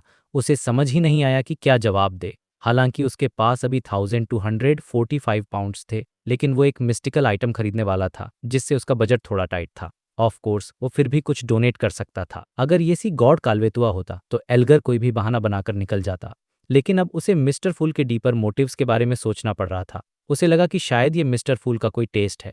राल्फ उसकी हिचकिचाहट देखकर कहता है, हम उन बच्चों की मदद करना चाहते हैं जिनके साथ उनके ब्लड लाइन की वजह से भेदभाव होता है। एल्गर कुछ सेकंड्स के लिए चुप रहता है और फिर अपनी जेब से कैश का एक बंडल निकालता है। ये लो 100 पाउंड्स। राल्फ पैसे लेताइल के साथ कहता है, तुम्हारी इस दरियादिली का इनाम जरूर मिलेगा। गॉड तुम्हारी रक्षा करेंगे। और सीन वापस क्लेन पर आ जाता है। क्लेन एक पुराने वेयरहाउस में था जहां उसने पहले काल्वेतुआ को सैक्रिफाइस दिया था। वो एक मैसेंजर को समन करने का रिचुअल तैयार कर रहा था। उसके दिमाग में मिस्टर एजिक और डेली सिमोन के दिए हुए इंस्ट्रक्शंस घूम रहे थे। रिचुअल का प्रोसीजर ये था कि उसे 3 लाइनों का एक इनकेंटेशन बोलना था। पहली लाइन स्पिरिट वर्ल्ड को पॉइंट करती थी और दूसरी तीसरी लाइन उस क्रीचर को डिस्क्राइब करती जिसे वो बुलाना चाहता था। क्लेन ने सोचा, मेरा मैसेंजर बहुत तेज दौड़ने वाला होना चाहिए, वरना स्पिरिट वर्ल्ड में कोई खतरनाक क्रीचर उसे मारकर मेरे जरूरी लेटर्स चुरा सकता है। ये प्लान बनाकर वो एक कदम पीछे हटता है और एंशियंट हर्मिस भाषा में बोलना शुरू करता है, मैं अपने नाम पर समन करता हूँ। वो स्पिरिट जो अनफाउंडेड में घूमती है, वो फ्रेंडली क्रीचर जिसे सबऑर्डिनेट किया जा सकता है, वो क्रीचर जिसकी स्पीड इमेजिनेशन से भी परे है। और जैसे ही वो ये बोलता है, हुश, एक तेज हवा का झोंका आता है। कैंडल्स की लौ डार्क ग्रीन हो जाती है और पूरा माहौल ठंडा और डरावना हो जाता है। क्लेन को एक धुंधली सी फिगर बाहर निकलती हुई दिखती है, लेकिन वो इतनी तेज थी कि वो कुछ भी देख नहीं पाया और उसके बाद वो क्रीचर गायब हो गया। क्लेन को वो फिर कभी नहीं मिला। मतलब उसने एक ऐसा मैसेंजर बुला लिया जो इतना तेज था कि वो खुद उसके लिए रुक नहीं पाया। और इसी फनी मोमेंट पर यह चैप्टर खत्म हो जाता है। तो भाई, कहानी के इस चैप्टर में क्लेन एक बहुत ही जरूरी काम में लगा हुआ है। वो अपने लिए एक मैसेंजर हायर करने की कोशिश कर रहा है। मतलब स्पिरिट वर्ल्ड से एक पोस्टमैन जो उसके लेटर्स डिलीवर कर सके। अब ये कोई नॉर्मल जॉब इंटरव्यू नहीं था, ये था एक रिक्रूटमेंट फेयर फॉर स्पिरिट्स। तो क्लेन ने अपना पहला रिचुअल शुरू किया और उसने अब डिमांड रखी, एक ऐसा जिसकी स्पीड इमेजिनेशन से भी परे हो। और भाई, जैसे ही उसने ये बोला, एक जोर की हवा का झोंका आया और कुछ इतनी तेज से गुजरा कि क्लेन को कुछ दिखा ही नहीं। उसका मुंह लिटरली थोड़ा टेढ़ा हो गया। वो सोच रहा था कि भाई ये क्या था? ये कुछ ज्यादा ही फास्ट नहीं हो गया? क्या ये पूरी प्लेनेट का चक्कर लगाकर वापस भी आ गया, या यहीं कहीं है पर इतना फास्ट है कि मेरी आंखें उसे देख ही नहीं पा रही? ये सीन सोचकर ही हंसी आती है। मतलब आपने कुछ बुलाया और वो इतना तेज था कि आपको पता ही नहीं चला कि वो आया भी था या नहीं। क्लेन ने कुछ सेकंड्स इंतजार किया, सोचा शायद वो सुपर फास्ट क्रीचर दोबारा दे। कुछ नहीं हुआ तो उसने हार मानकर रिचुअल खत्म कर दिया। अब क्लेन ने सोचा, चलो थोड़ा डिस्क्रिप्शन बदलते हैं। उसने कहा कि स्पीड ही सब कुछ नहीं होती, सेफ्टी भी जरूरी है। तो उसने अपना ट्रेन ऑफ थॉट बदला और इस बार एक ऐसे क्रीचर को बुलाने की कोशिश की जिसे आसानी से नेग्लेक्ट किया जा सके। मतलब जो इतना अंडर द रेडार हो कि कोई विलेन उसे नोटिस ही न करे। आइडिया तो काफी क्लेवर था, मुझे लगा ये काम कर जाएगा। उसने नया मंत्र पढ़ा, the spirit that wonders about the unfounded, the friendly creature that can be subordinated, the being who is easily neglected. जैसे ही उसने ये बोला, पूरे वेयरहाउस में एकदम सन्नाटा छा गया। न कोई हवा, न कोई ठंडक। कैंडल की लौ भी नॉर्मल ही जल रही थी। क्लेन 10 सेकंड तक इंतजार करता रहा, उम्मीद में कि कोई स्टेल्थी सा मैसेंजर आए हुआ, पर कुछ भी बार तो टोटल फेलियर था। उसने रिचुअल खत्म किया। उसे एक अजीब चीज नोटिस हुई। जब वो कैंडल बुझा रहा था तो उसके लो आखिर में 2-3 बार हिली, जैसे कोई वहां था पर दिखा नहीं। ये एक छोटा सा हिंट था कि शायद उसका रिचुअल काम कर गया था, पर क्रीचर इतना इजीली नेग्लेक्टेड था कि खुद क्लेन ने ही उसे नेग्लेक्ट कर दिया। ये पॉइंट मुझे काफी फनी और आयरॉनिक लगा। अब 2 फेल्ड अटेम्प्ट्स के बाद क्लेन थोड़ा फ्रस्ट्रेट हो गया था, लेकिन उसने हिम्मत नहीं हारी। उसने सोचा, चलो एक और तरीका ट्राई करते हैं। अगर मैसेंजर बहुत फास्ट नहीं हो सकता या स्टेल्थी नहीं हो सकता, तो कम से कम उसकी सर्वाइवेबिलिटी बहुत हाई होनी चाहिए। मतलब ऐसा मैसेंजर जो हर तरह की मार झेल सके और लेटर डिलीवर करके ही दम ले, एक टैंक जैसा। तो उसने तीसरी बार रिचुअल किया और इस बार बुलाया an extra ordinary creature who has extremely high survivability. इस बार फाइनली कुछ हुआ। कैंडल की आग एकदम से भड़की और जमीन से सफेद हड्डियां निकलने लगीं। वो हड्डियां जुड़कर एक सेफ जैसी शेप में आ गईं, मतलब एक तिजोरी। क्लेन ने देखकर राहत की सांस ली। चलो फाइनली कुछ ऐसा आया जिसे मैं देख सकता हूँ, और इसे देखकर ही लग रहा है कि ये मार खाने में बहुत अच्छा होगा। उसने उस स्केलेटल सेफ से पूछा, क्या तुम मेरे मैसेंजर बनना चाहोगे? उस क्रीचर ने हाँ में इशारा किया और क्लेन की तरफ बढ़ना शुरू किया, लेकिन वो इतना स्लो था, इतना ज्यादा स्लो कि पूछो मत। उसे 1 सेंटीमीटर आगे बढ़ने में 10 सेकंड लग रहे थे। क्लेन के चेहरे पर जो स्माइल थी वो वहीं जम गई। उसने सोचा, भाई अगर इसे लेटर दिया तो शायद रिसीवर को मरने के बाद अगले जन्म में मिलेगा। ये सीन कॉमेडी गोल्ड था। क्लेन ने बड़ी पोलाइटली उस सेफ क्रीचर को मना कर दिया। सोचने के बाद मुझे लगा कि आपको तकलीफ देना ठीक नहीं होगा। आपके विलिंगनेस के लिए थैंक यू। और जल्दी से रिचुअल कैंसिल कर दिया। अब तक क्लेन पूरी तरह से तंग आ चुका था। उसने सोचा, भाड़ में गए ये सारे कॉम्प्लिकेटेड डिस्क्रिप्शंस। उसने डिसाइड किया कि अब वो एक सिंपल और डायरेक्ट मेथड यूज करेगा, पब्लिक रिक्रूटमेंट और इंटरव्यू से सिलेक्शन। मतलब वो स्पिरिट वर्ल्ड में एक ओपन जॉब वैकेंसी डालेगा। तो उसने गहरी सांस ली और अपना फाइनल रिचुअल शुरू किया। इस बार उसका मंत्र एकदम सिंपल था, the spirit that wanders about the unfounded, the friendly creature that can be subordinated, a unique being that is willing to be my messenger. और भाई, इस बार जो हुआ वो क्रेजी था। जोर की हवा चलने लगी, इतनी तेज कि क्लेन की हैट उड़ने वाली थी। कैंडल की आग एक इंसान के सिर जितनी बड़ी हो गई और एकदम ठंडी और पीली, पर उस आग में से धीरे धीरे एक ट्रांसलूसेंट सिर बाहर निकला। उसके बाल लाइट गोल्ड कलर के थे, आंखें खून की तरह लाल थीं और उसका अपीयरेंस काफी इम्पोजिंग था। क्लेन को लगा कि उसने इसे कहीं देखा है। फिर उस सिर के पीछे उसका गला नहीं, बल्कि एक हाथ निकला जिस सिर को बालों से पकड़ा हुआ था। धीरे धीरे वो पूरा क्रीचर बाहर आया और क्लेन ने उसे पहचान लिया। ये वही हेडलेस औरत थी जिसे उसने समुद्र के नीचे एक कैसल के ऊपर देखा था। बस बार वो कैसल जितनी बड़ी नहीं, एक नॉर्मल टॉल औरत के साइज की थी। और हाँ, उसके हाथ में एक नहीं बल्कि 4 एक जैसे सिर थे। उस हेडलेस औरत के चारों सिरों ने एक करके बोलना शुरू किया, डिड समन। क्लेन थोड़ा हैरान था। अरे वाह, ये तो सीधे सीधे बात सकती में इसका लेवल काफी हाई है। फिर उसने मजाक में सोचा, आपका तो खुद का कैसल है, आप तो प्रॉपर्टी ओनर हो, फिर मैसेंजर की जॉब के लिए की अप्लाई कर रही हो। उसने सोचा था कि इस बार इंटरव्यू के लिए लाइन लग जाएगी, पर आया सिर्फ एक ही कैंडिडेट। खैर, उसने उस हेडलेस लेडी से पूछा, क्या तुम स्पिरिट वर्ल्ड में तेजी से ट्रेवल कर सकती हो? और तुम्हारी सर्वाइबिलिटी कैसी है? उसके चारों सिरों ने जवाब दिया, यस, नॉट बैड। तो क्लेन ने डिसाइड किया कि अब और एक्सपेरिमेंट्स नहीं करने, और उसने सीधे पूछ लिया, क्या तुम कॉन्ट्रैक्ट साइन करके मेरी मैसेंजर बनना चाहोगी? उस औरत ने अपने चारों सिरों से एक साथ सिर हिलाया और कहा, यस, अटावरी, वाइन, गोल्ड कॉइन, एक लेटर भेजने का एक गोल्ड कॉइन। क्लेन के तो होश उड़ गए। उसे लगा ये बहुत महंगा है, पर फिर उसके दिमाग की बत्ती जली। उसने सोचा, 1 मिनट जरूरी थोड़ी है कि पैसे मैं ही दूं, जो भी मैसेंजर को बुलाएगा पेमेंट वो करेगा। और उसने ये भी सोचा कि शायद बाद में पे ऑन डिलीवरी का ऑप्शन भी आ जाए। ये क्लेन की स्मार्टनेस दिखाता है कि वो कैसे सिचुएशन को अपने फेवर में मोड़ लेता है। तो उसने डील पक्की कर ली और कॉन्ट्रैक्ट तैयार किया। उसने सारी शर्तें लिखी, जैसे मैसेंजर लेटर नहीं पड़ेगा, लेटर को फेंकेगा नहीं और कॉन्ट्रैक्टर की जान को खतरा नहीं पहुंचाएगा। और हाँ, पेमेंट वाली क्लॉज भी डाल दी। कॉन्ट्रैक्ट को पावरफुल बनाने के लिए उसने विटनेस के तौर पर अंडरवर्ल्ड का ऑनरिफिक नेम यूज किया, क्योंकि डेथ गॉड तो मर चुके थे। उसने अपना नाम गेरमन स्पैरो साइन किया, क्योंकि कॉन्ट्रैक्ट में असली नाम की जरूरत नहीं थी, सिर्फ औरा काफी था। फिर उस हेडलेस लेडी ने भी अपना नाम साइन किया, व्रेनेट टिनेकर, और इसी के साथ कॉन्ट्रैक्ट पूरा हो गया। क्लेन ने राहत की सांस ली, फाइनली मुझे एक मैसेंजर मिल ही गया। अब उसके पास एक permanent spirit world postal service थी। और यहीं पर ये क्रेजी और फनी रिक्रूटमेंट फेयर खत्म होता है और क्लेन की लाइफ में एक नया चैप्टर शुरू होता है। तो भाई, कहानी आगे बढ़ती है और क्लेन को एक बियॉन्डर गैदरिंग का इनविटेशन मिलता है। डेनिड्स, जो पिछले कुछ दिनों से अपनी बढ़ी हुई बाउंड की वजह से एक ही कमरे में बंद था, वो तो बोरियत से पागल हो रहा था। उसके लिए ये गैदरिंग एक तरह से ताज़ी हवा का झोंका थी, लेकिन क्लेन के लिए ये एक सीरियस मिशन था। उसका प्लान था कि वो इस मौके का फायदा उठाकर अपने मैग्नेटिस्ट पोशन के बचे हुए इंग्रेडिएंट्स जमा करेगा और साथ ही ये भी देखेगा कि क्या उसे कोई आर्टिस्ट मिल सकता है। मतलब एक तीर से 2 निशाने लगाने का पूरा इरादा था उसका। ये गैदरिंग एमाइरिस लीफ बार नाम की एक जगह पर हो रही थी, जो कि पार्मेंट्स और एडवेंचर्स का अड्डा मानी जाती थी। सीधी सी बात है, अगर आपको कोई इन्फॉर्मेशन चाहिए या कुछ खरीदना बेचना है तो ये जगह बेस्ट थी। क्लेन अपने पूरे जर्मन स्पैरो वाले स्वैग में ब्लैक कोट और सिल्क टॉप हैट पहनकर डेनिट्स के साथ उस भीड़ भाड़ वाले बार में घुसता है। वहां वो लोग एक कार्ड रूम में जाते हैं और कुछ बाउंसर्स की निगरानी में एक सीक्रेट सिग्नल देकर छिपी हुई सीढ़ियों से नीचे एक बड़े से अंडरग्राउंड एरिया में पहुंच जाते हैं। अब ये जगह क्लेन को टिंगन सिटी के इविल ड्रैगन बार की याद दिला रही थी, लेकिन ये उससे कहीं ज्यादा बड़ी और डेवल्ड थी। यहाँ पर हर्ब्स, एसेंशियल ऑयल्स, पुरानी किताबें, चार्म्स और मिस्टिसिस से जुड़ा हर तरह का सामान मिल रहा था। पर जो चीज़ इसे अलग बना रही थी वो ये थी कि यहाँ पर हर तरह की बंदूकें और गोलियां भी बिक रही थीं। क्लेन ने तो पुरानी मस्केट्स तक देख ली, और तो और यहाँ फेक आइडेंटिटी डॉक्यूमेंट्स और नकली सील्स भी बन रही थीं। मतलब जैसा कि एक ओवरसीज कॉलोनी से उम्मीद की जा सकती है, यहाँ का अंडरग्राउंड इंडस्ट्री टिंगन के मुकाबले कहीं ज्यादा एडवांस्ड था।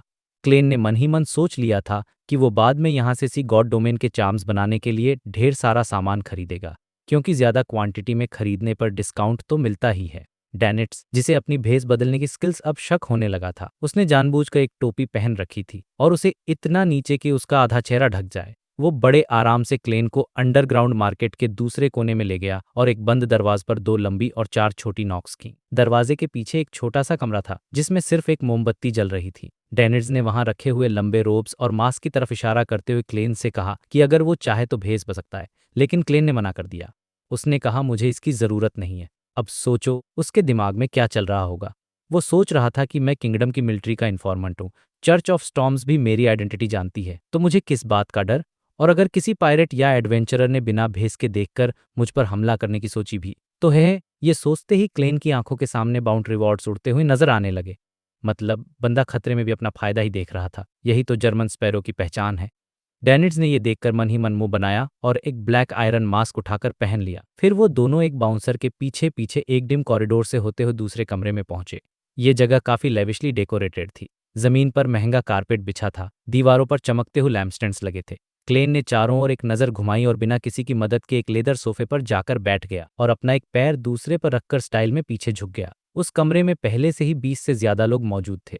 कुछ ने हुड वाले रोब्स पहने थे तो कुछ ने अपने चेहरे खुले रखे थे। डेनिट्स ने सुबह ही बताया था कि इस गैदरिंग में आने वाले सभी लोग बियॉन्डर्स नहीं होते। कुछ लोग अलग अलग फैक्शंस के स्पोक्स पर्सन होते हैं और कुछ एडवेंचरर्स या पायरेट्स भी होते हैं जो बियॉन्ड बनना चाहते हैं। लगभग 7-8 मिनट की खामोशी के बाद एक बूढ़े आदमी ने, जो कि इस गैदरिंग का ऑर्गेनाइजर था, मीटिंग शुरू की। डेनिट्स ने क्लेन के कान में फुसफुसाकर बताया कि ये स्ट्रॉन्गमैन ओजिल है, जो पहले एक फेमस पायरेट हुआ करता था और अब इस बार का सीक्रेट बॉस है। डेनिट्स को डर था कि कई जर्मन स्पैरो को नाम और चेहरा याद न रहे और बाद में वो अपना गुस्सा उस पर निकाल दे। किसी पावरफुल इंसान के हाथ में अपना सीक्रेट देना वाकई बहुत दुख की बात होती है। ये सोचकर डेनिट्स ने मन ही मन एक ठंडी सांस ली। मीटिंग शुरू हुई और वॉरियर सेलर, मिस्ट्री प्रायर जैसे कई पोषण फार्मूला बिकने के लिए आए, लेकिन किसी ने भी उन्हें नहीं खरीदा। बेचने वाले बार बार निराश हो रहे थे। डेनिस ने क्लेन को धीरे से समझाया, इस गैदरिंग में कोई नोटरी या पावरफुल सीयर नहीं है, इसलिए पोषण फार्मूला के असली होने की कोई गारंटी नहीं होती। ऐसी चीजों को फेक करना बहुत आसान है और अगर बाद में पता भी चल जाए कि फार्मूला नकली है तो बेचने वाले को सजा नहीं दी जा सकती, क्योंकि हो सकता है वो खुद भी एक विक्टिम हो। क्लेन को ये बात पहले से पता थी। यही एक वजह थी कि पोषण फार्मूला आसानी से फैलते नहीं थे। अब क्लेन की बारी थी। वो थोड़ा आगे झुका और एक सधी हुई आवाज में बोला, मुझे एक एंशियंट रेत की बची हुई स्पिरिचुअलिटी चाहिए। उसने जानबूझकर अपने बाकी इंग्रेडिएंट्स जैसे कि 6 विंग्ड गार्गोयल की आंखें या सोनिया आइलैंड के गोल्डन स्प्रिंग का पानी के बारे में नहीं बताया। उसे डर था कि कहीं कोई ये अंदाजा न लगा ले कि वो एक फेसलेस है जो मैरिनेटिस बनने की तैयारी कर रहा है। उसने ये गलती टिंगेन में नहीं की थी और इसी वजह से वो डेक्स्टर गुडेन को पकड़ पाया था, जो साइकोलॉजी एल्केमिस्ट का मेंबर था। सिर्फ रेत की स्पिरिचुअलिटी से कोई कुछ अंदाजा नहीं लगा सकता था, क्योंकि इसे अंडरवर्ल्ड डोमेन के कई रिचुअल्स में इस्तेमाल किया जाता था। कमरे में 2 सेकंड की खामोशी छा गई। फिर एक थोड़ी भारी आवाज आई, कितनी चाहिए? किसी के पास सच में ये चीज थी? क्लेन ने अपनी खुशी को चेहरे पर आने से रोका और आवाज की तरफ देखा। बोलने वाला एक 30s का आदमी था जो कि एक नेटिव लग रहा था। क्लेन ने एक छोटा मेटल बॉटल दिखाते हुए कहा, एक छोटी बॉटल। उस आदमी ने कुछ देर सोचा और 500 पाउंड्स। ये कीमत वाजिब थी, पर क्लेन मोलभाव करना चाहता था। लेकिन फिर उसकी नज़र अपने बगल में बैठे डेनिट्स पर पड़ी और उसे याद आया कि वो जर्मन स्पैरो है, एक ठंडा और क्रेजी एडवेंचरर। ये लाइन मन में 3 बार दोहराने के बाद उसने शांति से सिर हिलाया और कहा, ठीक है। उसने तुरंत 500 पाउंड्स कैश निकाल कर दे दिए। उस आदमी ने एक ग्लास टेस्ट ट्यूब क्लेन की तरफ फेंकी, जिसे क्लेन ने बड़ी आसानी से पकड़ लिया। ट्यूब के अंदर फॉस्फोरेसेंट तैर रहे थे, जो ट्यूब की दीवार से टकराकर एक धुंधले चेहरे का आकार ले रहे थे, जो खामोशी से चीख रहा था। चीज असली थी। गैदरिंग के आखिर में ऑर्गेनाइजर ओजिल ने कहा, मेरी एक रिक्वेस्ट है। उसने अपनी जेब से एक फोटो निकाली और कहा, इस इंसान को ढूंढने का इनाम 1000 पाउंड्स है या फिर उतनी ही कीमत का कोई कॉमन बियॉन्डर इंग्रेडिएंट। याद रहे, उसे चोट नहीं पहुंचानी है। 1000 पाउंड्स, ये सुनकर तो ज्यादातर एडवेंचरर्स पागल हो जाते। फोटो एक एक करके सपास से गुजरने लगी और कुछ मिनट बाद क्लेन के हाथ में आई। जैसे ही उसने फोटो पर नजर डाली, वो थोड़ा हैरान रह गया। फोटो में एक खूबसूरत लड़की थी जिसके ब्राइट रेड बाल और पन्ने जैसी हरी आंखें थीं। वो किसी अच्छे खानदान की लग रही थी, लेकिन उसके चेहरे पर एक नकली मुस्कान थी, जैसे वो खुश न हो। अब क्लेन का दिमाग दौड़ने लगा। उसके मन में कई रोमांटिक नॉवेल्स की कहानियां घूमने लगीं, जैसे किसी अमीर व्यापारी की बेटी को एक जालिम पायरेट से प्यार हो गया, या फिर कोई नोबल लेडी जो बाद में पायरेट बन गई, या फिर कोई नई नई बनी डिमोनस जो किसी को प्लेजर देते थे खुद प्यार के कर्ज में डूब गई। ये सब सोचकर क्लेन को खुद पर हंसी आ गई। उसने मन ही मन सोचा, मैंने अपनी पिछली जिंदगी में कुछ ज्यादा ही नॉवेल्स पढ़ लिए थे। उसने ओजिल से पूछा, इसका नाम क्या है? ओजिल ने जवाब दिया, हेलेन। क्लेन ने आगे पूछा, क्या उसके पास कोई ऐसी चीज है जो अक्सर पहनती हो? बाल भी चलेंगे। ये डिविनेशन के लिए एक मीडियम हो सकता था, लेकिन ओजिल ने सिर हिलाकर कहा, कुछ नहीं, उसमें एंटी ट्रैकिंग एबिलिटी बहुत स्ट्रांग है। उसने ये भी बताया कि वो सीक्वेंस 9 तो ज्यादा स्ट्रांग है, लेकिन बहुत ज्यादा भी नहीं। बस उसका पता लगाना है, उसे पकड़ना नहीं है। और यहीं से क्लेन के लिए एक और मिस्ट्री शुरू हो जाती है। तो पिछले चैप्टर में एक 1000 पाउंड्स का एक मिशन सामने आया था और उसे देखकर डेंच आंखें चमक गई थीं। एमरिस लीफ बार के बाहर की सड़क पर वो अपने हाथ मल रहा था और उसका एक्साइटमेंट साफ दिख रहा था। उसे लग रहा था कि बस एक रेड हेड औरत जिसका नाम हेलेन था, उसे ढूंढना है और एक 1000 पाउंड्स जेब में। उसके लिए कोई छोटी मोटी रकम नहीं थी। इतने पैसों में तो वो बायाम में एक और घर खरीद सकता था। मतलब सोचो, बिना किसी खतरनाक पायरेट से लड़े बस एक इंसान को ढूंढने कितने पैसे। उसने जो एल्फ फ्लाइंग कारपेट हासिल किया था, उसकी कीमत भी सिर्फ 2 से 3000 पाउंड्स के बीच थी, और उसके लिए उसे स्टील मावेटी जैसे खतरनाक लोगों से लड़ना पड़ा था। तो ये मिशन तो उसके लिए जैकपॉट जैसा था। लेकिन तभी क्लेन, जो न्यूज़पेपर में लिपटे कुछ चार्म मटेरियल्स लेकर आगे चल रहा था, अपनी स्पीड थोड़ी कम करता है, डेनिस की तरह देखता है और बिना किसी एक्सप्रेशन के बस एक नंबर बोलता है, 1500 पाउंड्स। और बस डेनिट्स का सारा एक्साइटमेंट, सारी खुशी एक सेकंड में गायब हो गई। उसका चेहरा देखने लायक था, जैसे किसी ने उसकी सारी हवा निकाल दी हो। उसे तब जाकर याद आया कि वो खुद भी दूसरे पायरेट्स और एडवेंचरर्स के लिए उतना ही अट्रैक्टिव है जितनी वो रेड हेयर्ड हेलेन। लोग उसे पहचानते ही मिलिट्री या चर्च को खबर कर सकते थे और उन्हें एक 1000 पाउंड से ज्यादा का इनाम मिलता, क्योंकि डेनिट्स खुद 5500 पाउंड्स का एक बड़ा पायरेट था। हेलेन को ढूंढने निकलना उसके लिए वैसा ही था जैसे कोई खूबसूरत लड़की खुद रेड थिएटर में एंटरटेनमेंट के लिए चली जाए, मतलब खुद एक चलता फिरता टारगेट बन जाना। ये रियलाइजेशन हिट होते ही डेनिस के मुंह से बस एक शब्द निकला, डॉगशिट, और उसने अपनी कैप और नीचे खींच ली। खैर, क्लेन ने डेनिट्स पर ये कोल्ड वाटर डालने के बाद अपनी नॉर्मल स्पीड पकड़ ली और अब वो खुद सोच रहा था कि हेलेन को कैसे ढूंढा जाए।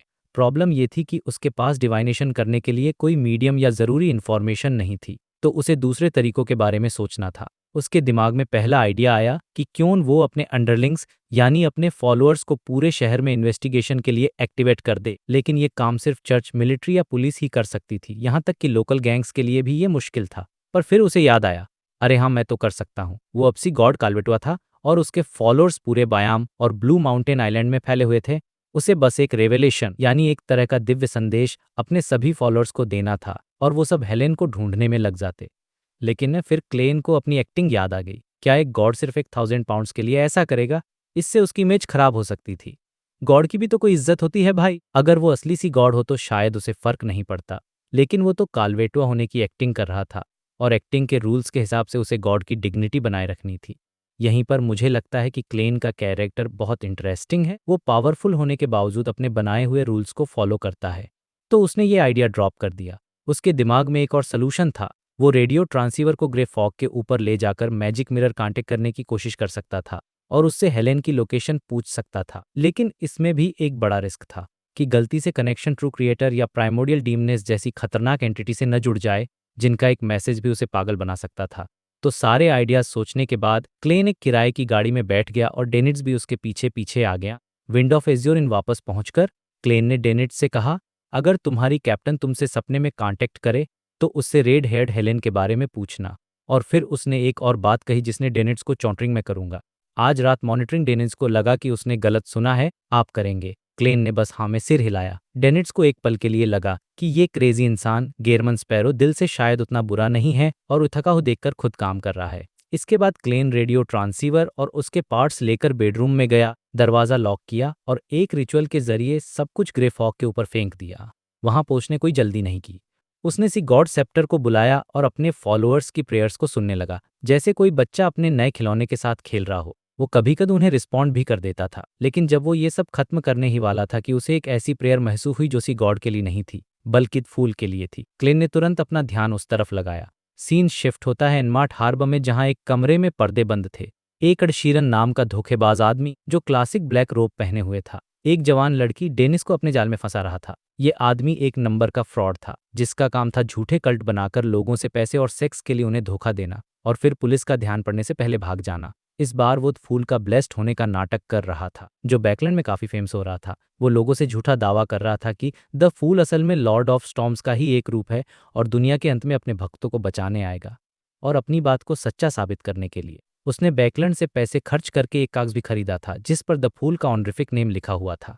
जब डेनिस ने उससे पूछा कि हमें गॉड का नाम लेने पर कोई रिस्पॉन्स क्यों नहीं मिलता, तो एड शीरन ने बड़े कॉन्फिडेंस से दो वजह बताई। एक तो ये कि तुम्हारे अंदर का ग्रेस अभी जागा नहीं है, और दूसरा ये कि तुम सच्ची भक्त नहीं हो। फिर शो ऑफ करने के लिए उसने खुद वो ऑनरिफिक नेम पढ़ना शुरू कर दिया। The fool that doesn't belong to this era, the mysterious ruler above the grey fog, the king of yellow and black who wields good luck. ये सब बोलकर वो आंखें बंद करके ऐसे दिखाने लगा जैसे उसे गॉड की ब्लेसिंग मिल रही हो। और ठीक उसी पल उसे ब्लेसिंग मिल भी गई, लेकिन वैसी नहीं जैसी उसने सोची थी। ग्रे फॉग में बैठे क्लेन को ये सब देखकर इतना गुस्सा आया कि कोई उसके नाम का इस्तेमाल ऐसी घिनौनी हरकत के लिए कर रहा है। तो उसने बिना एक सेकंड सोचे सी गॉड सेप्टर उठाया, जिसमें लॉर्ड ऑफ स्टॉर्म्स की लाइटनिंग पावर थी, और सीधा एड शीरन के सिर पर एक चांदी की बिजली गिरा दी। एक जोरदार आवाज हुई और एड शीरन का शरीर भी जलकर काला हो गया, और कुछ ही सेकंड्स में उसकी सांसें भी रुक गईं। डेनी से पहले तो ये देखकर हैरान हुई कि लॉर्ड एड शीरन सच में गॉड के ब्लेस्ड हैं, लेकिन जब उसे एहसास हुआ कि वो मर चुका है, तो वो डर के मारे चीखती वहां से पास के पुलिस स्टेशन की तरफ भाग गई। ग्रे फॉग के ऊपर क्लेन ने शांति से सी गॉड सेप्टर वापस रखा। उसे इस बात की टेंशन नहीं थी कि वो पकड़ा जाएगा, बल्कि वो सोच रहा था कि इस केस्केल ऑर्गेनाइजेशंस के बीच द फूल का नाम और भी बड़ा हो जाएगा। जैसे ही क्लेन ये सब सोचकर रियल वर्ल्ड में वापस लौटने वाला था, तभी अचानक एक डार्क रेड स्टार, जो टैरो क्लब के किसी भी मेंबर का नहीं था, अचानक से बहुत तेजी से चमकने और ब्लिंक करने लगा। ये एक नया कनेक्शन था। कोई अनजान इंसान द फूल से कांटेक्ट करने की कोशिश कर रहा था। अब ये कौन था? ये एक नया सस्पेंस था। तो भाई, लास्ट चैप्टर के बाद अब सिचुएशन ये है कि क्लेन ग्रे फॉग के ऊपर अपने डिवाइन किंगडम में है, और वो उन क्रिम्सन स्टार्स को देख रहा है जो बेसिकली प्रेयर्स या कनेक्शंस को रिप्रेजेंट करते हैं। ये स्टार्स उसके टैरो क्लब मेंबर्स और ब्लेस्ड के हैं। अचानक उसकी नज़र एक ऐसे स्टार पर पड़ती है जो बहुत तेज से फैल और सिकुड़ रहा था, जैसे कोई इमरजेंसी सिग्नल दे रहा हो। क्लेन को लगा कि कुछ तो गड़बड़ है, और उसने अपनी स्पिरिचुअलिटी को उस स्टार से कनेक्ट किया। और भाई, जैसे ही कनेक्शन बनता है, जो सीन उसके सामने आता है वो एकदम डिस्टर्बिंग था। उसे एक औरत दिखती है जिसने क्लासिकल रोब पहने हुए थे, और वो जमीन पर पड़ी दर्द से तड़प रही थी। मतलब उसकी हालत बहुत ही खराब थी, वो जीने के लिए स्ट्रगल कर रही थी, और उसकी ये फीलिंग क्लेन तक डायरेक्ट पहुंच रही थी। उस औरत का चेहरा क्लियर नहीं दिख रहा था, लेकिन जो दिख रहा था वो किसी हॉरर मूवी से कम नहीं था। उसके गाल के मसल्स फट रहे थे, और अंदर का मांस सिकुड़कर आईबॉल्स यानी आंखों में बदल रहा था। उसके कान तुरही की तरह बाहर की तरफ खिंच रहे थे, और वो अपने नाखूनों से जमीन खरोंच रही थी, जिससे खून की लकीरें बन रही थीं। और इन सब के ऊपर हवा में दो ठंडी, बिना पलकों वाली आंखें तैर रही थीं, जो उसे घूर रही थीं। ये सीन देखकर क्लेन का दिमाग घूम गया। उसे फौरन याद आया कि ऐसी ही आंखें उसने टिंगेन सिटी में ओर्डनील की पीठ पर देखी थीं, जब उसने पहली बार स्पिरिट विजन सीखा था। उसे तुरंत समझ आ गया कि ये हिडन सेज है, वही खतरनाक एंटिटी जो नॉलेज के बदले लोगों को पागल कर देती है। ये देख क्लेन को इतना गुस्सा आया कि उसने फौरन अपनी कुर्सी से उठकर सी गॉड सेप्टर उठा लिया, जो कबाड़ के ढेर से उड़कर उसके हाथ में आ गया। उसका पहला प्लान था कि वो सीधा उन आंखों पर बिजली से हमला करेगा और उस औरत को बचाएगा, लेकिन फिर वो एक पल के लिए रुका। उसने ध्यान से सिचुएशन को एनालाइज किया, और उसे रियलाइज हुआ कि उस औरत के म्यूटेशन का असली सोर्स वो आंखें नहीं, बल्कि कुछ क्रेजी आवाजें थीं जो सिर्फ उसे ही सुनाई दे रही थीं। मतलब प्रॉब्लम बाहर से नहीं, बल्कि उसकी आत्मा के अंदर से आ रही थी, उसके कानों से। ये बिल्कुल वैसा ही था जैसा मैजिशियन फॉरेस्ट के साथ होता है, जब उसे फुल मून की वजह से पागलों वाली आवाजें सुनाई देती हैं। क्लेन ने सोचा, अच्छा हूं मेरे पास एक्सपीरियंस है, वरना मैं गलत रेस्पॉन्स दे देता और शायद उसे और नुकसान पहुंचा देता। यहाँ पर हमें क्लेन की ग्रोथ दिखती है। वो अब जल्दबाजी में फैसला नहीं लेता, बल्कि सिचुएशन को समझता है। उसने सोचा कि इस औरत को बचाने का सबसे बेस्ट तरीका है कि उसकी आत्मा को ही सीधा ग्रे फॉग के ऊपर खींच लिया जाए। यहाँ ऊपर कोई क्रेजी आवाजें नहीं आ सकती, और जैसे ही सोर्स खत्म होगा, उसकी बॉडी की हीलिंग पावर बाकी का काम खुद कर देगी। अब सवाल कि क्या वो औरत बचाने लायक या नहीं, कहीं वो कोई बुरी इंसान तो नहीं। लेकिन क्लेन ने अब इन बातों पर ज्यादा सोचना छोड़ दिया था। उसका लॉजिक सिंपल था, अगर ये औरत सच में कोई बहुत बड़ी विलेन निकली, तो मैं उसे किसी भी टाइम यहीं ऊपर बिजली से मारकर वापस भेज सकता हूँ। अपने घर में ग्रे फॉग के ऊपर क्लेन के पास पूरा कंट्रोल था। उसके पास ही गॉड सेप्टर था, ब्लैक एम्पर कार्ड था और ग्रे फॉग की पावर भी थी, तो उसे डरने की कोई ज़रूरत नहीं थी। ये सोचकर उसने अपने व्हाइट बोन सेप्टर को उस क्रिम्सन स्टार की तरफ पॉइंट किया और अपनी स्पिरिचुअल एनर्जी उसमें डाल दी। इस बार कनेक्शन बहुत आसानी से और स्टेबल बन गया और अगले ही पल वो ब्लैक हेयर वाली औरत टैरो क्लब की लंबी ब्रॉन्ज टेबल के पास एक कुर्सी पर बैठी हुई थी। क्लेन ने देखा कि ग्रे फॉग में आते ही उसके बॉडी पर हो रहे म्यूटेशंस काफी कम हो गए थे। अब वो बस चुपचाप इंतजार करने लगा कि वो औरत कुछ बोले। वो बेचारी औरत तो एकदम शॉक में थी। एक सेकंड पहले वो दर्द से मर रही थी, उसकी आंखों के सामने अंधेरा छा रहा था और अगले ही सेकंड वो एक विशालकाय महल में थी जिसके नीचे अंतहीन ग्रे फॉग फैला हुआ था। वो हैरान थी और उसने क्लेन की तरफ देखकर एक अजीब सी आवाज में पूछा, क्या ये अंडरवर्ल्ड है? मतलब उसे लगा कि वो मर चुकी है। क्लेन हंसा और बोला, तुम अभी जिंदा हो। तभी क्लेन ने नोटिस किया कि उस औरत की कुर्सी के पीछे एक सिम बन गया था जिसमें अनगिनत चमकते सितारों वाली एक जोड़ी आंखें थीं, जो ठंडी और बिना पलकों वाली थीं। क्लेन अपने एक्सपीरियंस से समझ गया कि ये मिस्ट्री प्रायर पाथवे का सिंबल है। अब उस औरत को होश आया, उसने चारों तरफ देखा और फिर उसकी नज़र के फॉग के पीछे छुपे क्लेन पर पड़ी। उसने क्लेन को स्कैन किया, white shirt, tail coat, black pants और एक धुंधला चेहरा। लेकिन फिर उसकी नज़र क्लेन के हाथ में मौजूद सेप्टर पर गई, वो मिल्की व्हाइट सेप्टर जिसके ऊपर नीले जेमस्टोन्स लगे थे और जिससे तूफान की ऑरा निकल रही थी। उसे देखते ही उस औरत की आंखें सिकुड़ गईं। उसे समझा गया कि ये कोई नॉर्मल हथियार नहीं, बल्कि एक डेमी गॉड लेवल का आर्टिफैक्ट है और क्लेन उसे ऐसे अंगरौनी पकड़कर खेल रहा था जैसे वो कोई खिलौना हो। ये देखकर वो समझ गई कि उसके सामने जो बैठा है वो कोई मामूली इंसान नहीं, बल्कि एक गॉड लेवल की हस्ती है। उसने बड़ी सावधानी से पूछा, मैं आपको किस नाम से बुला सकती हूँ? एक्सपीरियंस्ड क्लेन ने जवाब दिया, तुम मुझे मिस्टर फूल कह सकती हो। द फूल ये नाम सुनकर वो औरत कुछ सोचने लगी और फिर बोली, मैंने आपका ये नाम ऑरोरा ऑर्डर के मिस्टर जेड से सुना है। ये सुनकर क्लेन मन ही मन हंसा, अरे वाह, तुम तो मिस्टर जेड को भी जानती हो। वो तो अपना पुराना दोस्त है। लेकिन उसने ये दिखाया नहीं और टॉपिक बदलते हुए कहा, क्या तुम अपना इंट्रोडक्शन नहीं दोगी?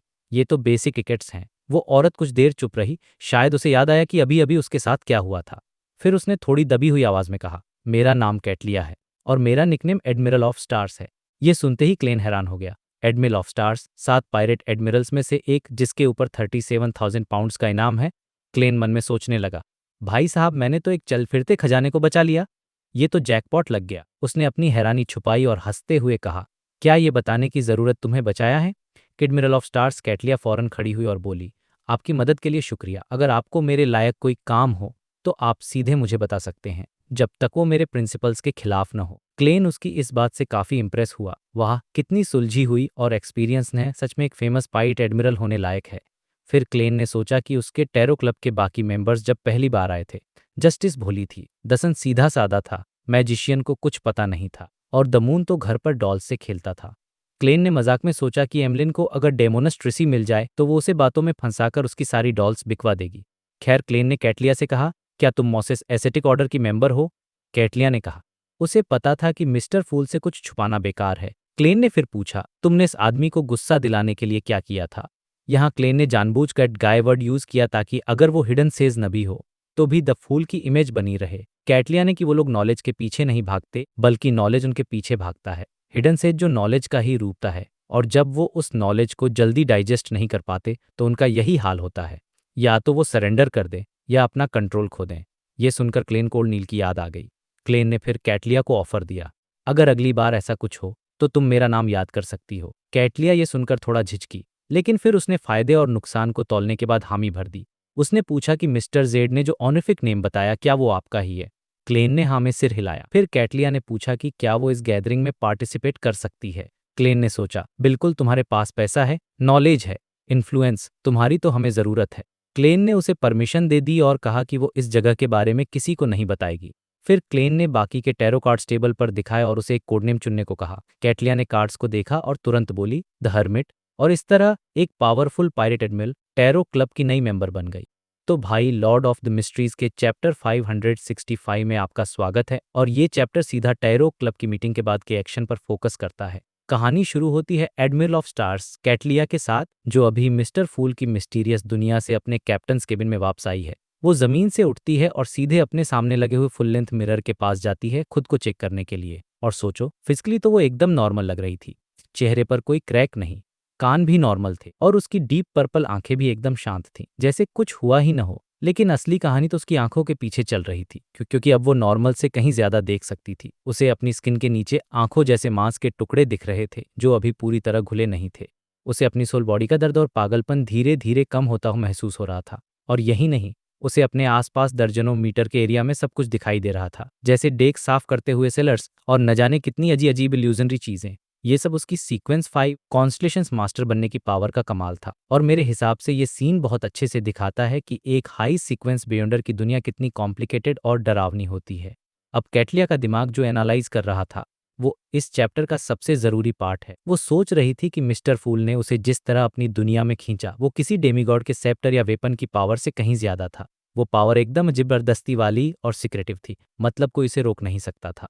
और उसे ये भी समझ आ गया था कि मिस्टर का जो कंटेम्परेरी कपड़ों वाला लुक था, वो सिर्फ एक दिखावा हो सकता है, क्योंकि उस लेवल के बीइंग्स के लिए अलग अलग लोगों को अलग अलग रूप में दिखना बहुत आसान होता है। उसका असली रूप शायद इतना खतरनाक होगा कि उसे सीधे देखने वाला कोई भी इंसान अपना कंट्रोल खो देगा और वहीं मर जाएगा।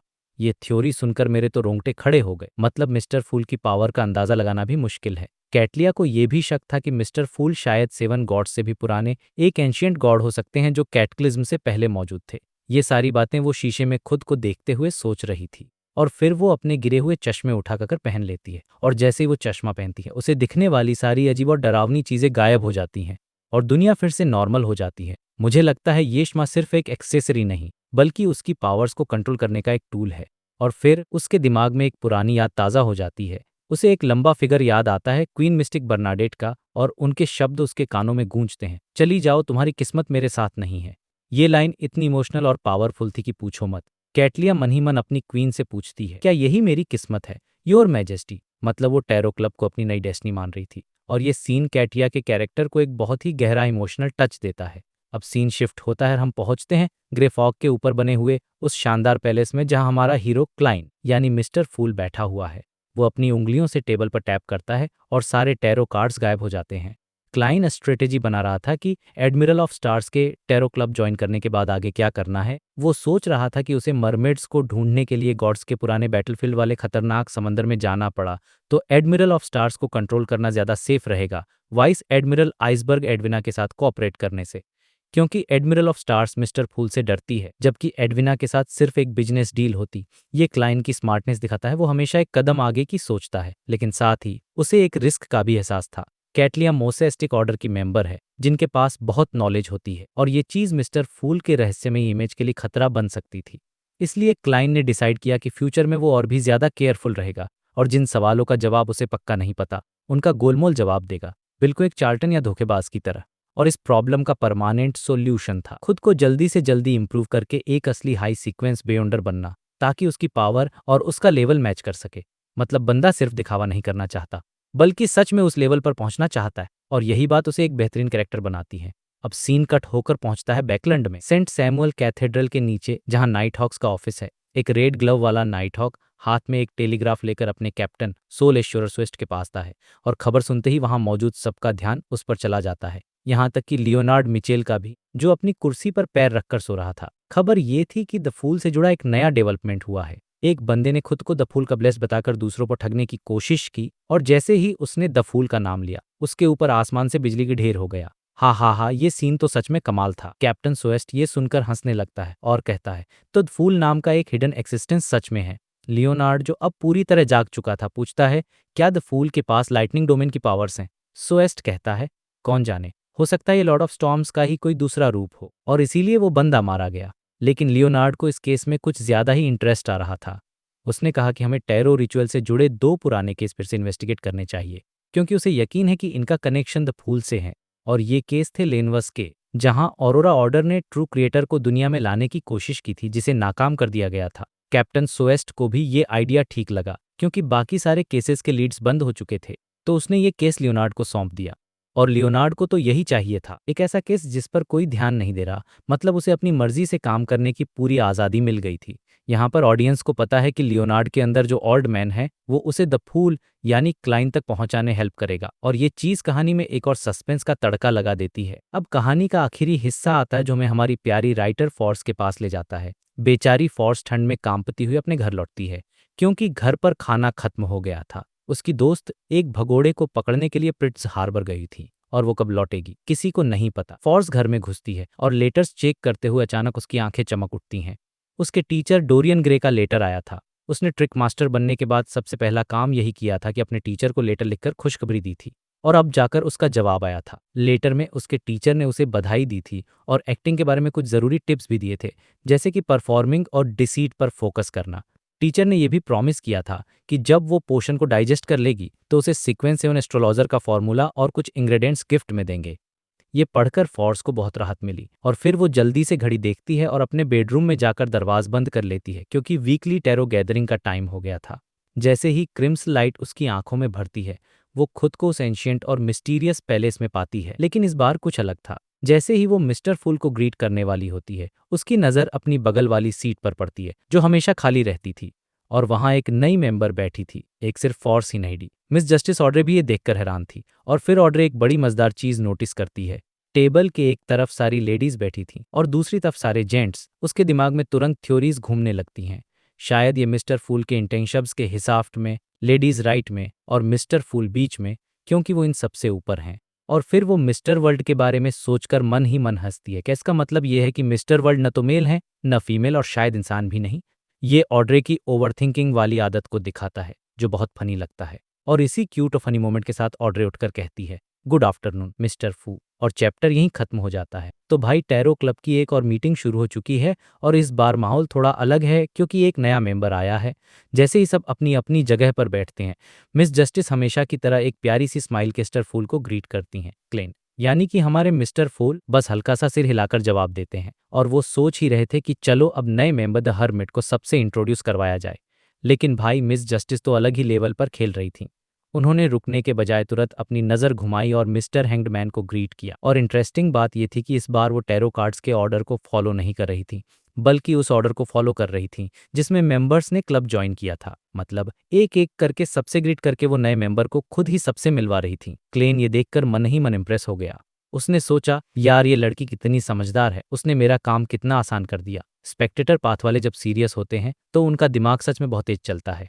अब दूसरी तरफ एल्गर यानी कि the hanged man miss justice की ग्रीटिंग का जवाब तो दे रहा था, लेकिन उसकी पूरी नज़र नए मेंबर पर थी। उसे बस इतना समझ आ रहा था कि वो एक औरत है जिसने कोई ब्लैक गाउन पहना हुआ है, काले बाल हैं और आंखें थोड़ी पल हैं। और बस इतना देखते ही उसके दिमाग की बत्ती जल गई। उसे कुछ महीने पहले हुआ पायरेट कन्वेंशन याद आ गया, जहां उसने एडमिरल ऑफ स्टार्स कैटलिया को देखा था। उसे याद आया कि कैटलिया ने भी एक ब्लैक क्लासिकल रोब पहना हुआ था। उसे लगा, क्या ये वही है? कड़े तो वैसे ही लग रहे हैं, लेकिन एडमिरल ऑफ स्टार्स तो चश्मा पहनती है और इसने नहीं पहना। भाई ईगर का दिमाग एकदम घूम गया था। वो पूरी तरह से अलर्ट हो गया। अब सोचो, एल्गर जो कि चर्च ऑफ स्टॉर्म्स का एक स्पाई है, पायरेट्स के बीच काम कर रहा है, उसके सामने अचानक से एक पायरेट एडमिरल आ जाए तो उसकी हालत क्या होगी? उसकी तो पूरी आइडेंटिटी दांव पर लग गई थी। वो सोचने लगा कि अब मुझे बहुत सावधान रहना होगा, अपनी असली सिचुएशन के बारे में कोई भी डिटेल नहीं देनी है। उसे ये भी लगा कि मिस्टर फूल अब इतने पावरफुल हो गए हैं कि वो एक पायरेट एडमिरल जैसे पावर हाउस को भी क्लब में खींच सकते हैं। ये सोचकर वो अपनी सीट पर थोड़ा बेचैन हो गया। और ये सारी बेचैनी मिस जस्टिस ने नोटिस कर ली। एक स्पेक्टेटर होने के नाते वो लोगों के बॉडी लैंग्वेज को पढ़ने में माहिर थीं। उन्होंने तुरंत समझ लिया कि मिस्टर हैंग्ड मैन इस नए मेंबर को लेकर बहुत ज़्यादा गार्डेड और अलर्ट हैं। उन्हें लगा, क्या ये दोनों एक दूसरे को जानते हैं या हैंगडमैन ने कुछ गेस कर लिया है? ये तो बड़ा इंटरेस्टिंग होता जा रहा है। अब सीन शिफ्ट होता है द हर्मिट यानी कैटलिया की तरफ। वो भी बहुत सीरियसली एक मेंबर को एनालाइज कर रही थी। उसकी पर्पल आंखों में एक मिस्टीरियस सी चमक थी, और धुंध के बावजूद वो मेंबर्स के कपड़ों की डिटेल्स देख पा रही थी। ये उसकी स्पेशल बियॉन्डर एबिलिटी थी। सबसे पहले उसने हैंगमैन को देखा। 30s में एक आदमी जिसके बाल समुद्री घास जैसे गहरे नीले हैं, जो सेलर पाथवे में एक कॉमन म्यूटेशन है। उसने स्टॉर्मर वेव्स के पैटर्न वाला एक रोब पहना है, मतलब ये चर्च ऑफ स्टॉर्म से है। ये देखते ही कैटलिया शॉक हो गई, लेकिन उसने अपने चेहरे पर कुछ भी जाहिर नहीं होने दिया। फिर उसकी नज़र दसन पर पड़ी। एक यंग लड़का, शायद अभी बालिग भी नहीं हुआ। उसके कपड़े बहुत सिंपल और पुराने स्टाइल के थे, जो कॉम्पैक्ट लग रहे थे। उसने सोचा, क्या ये उस तरह का बियॉन्डर है? इसके बाद उसने द वर्ल्ड को देखा। एक ऐसा इंसान जिसकी उम्र का अंदाज़ा लगाना मुश्किल था, और उसका टेम्परामेंट बहुत ही ग्लूमी था। कैटलिया को उसे देखकर ऐसी फीलिंग आई जैसे वो कोई जिंदा इंसान ही नहीं है।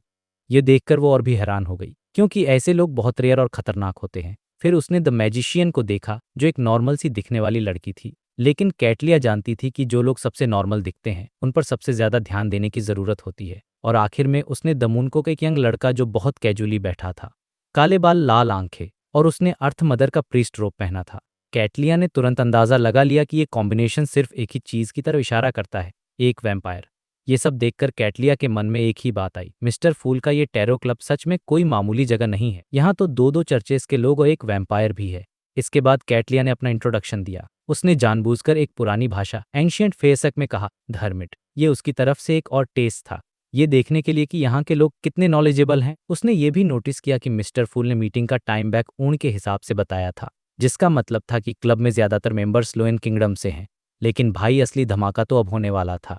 जैसे ही इंट्रोडक्शन खत्म हुआ, मिस जस्टिस ने मिस्टर फूल से कहा कि वो शहर से बाहर हैं, इसलिए उन्हें रोजेल की डायरी का सिर्फ एक ही पेज मिला है। डायरी? रोजेल की डायरी?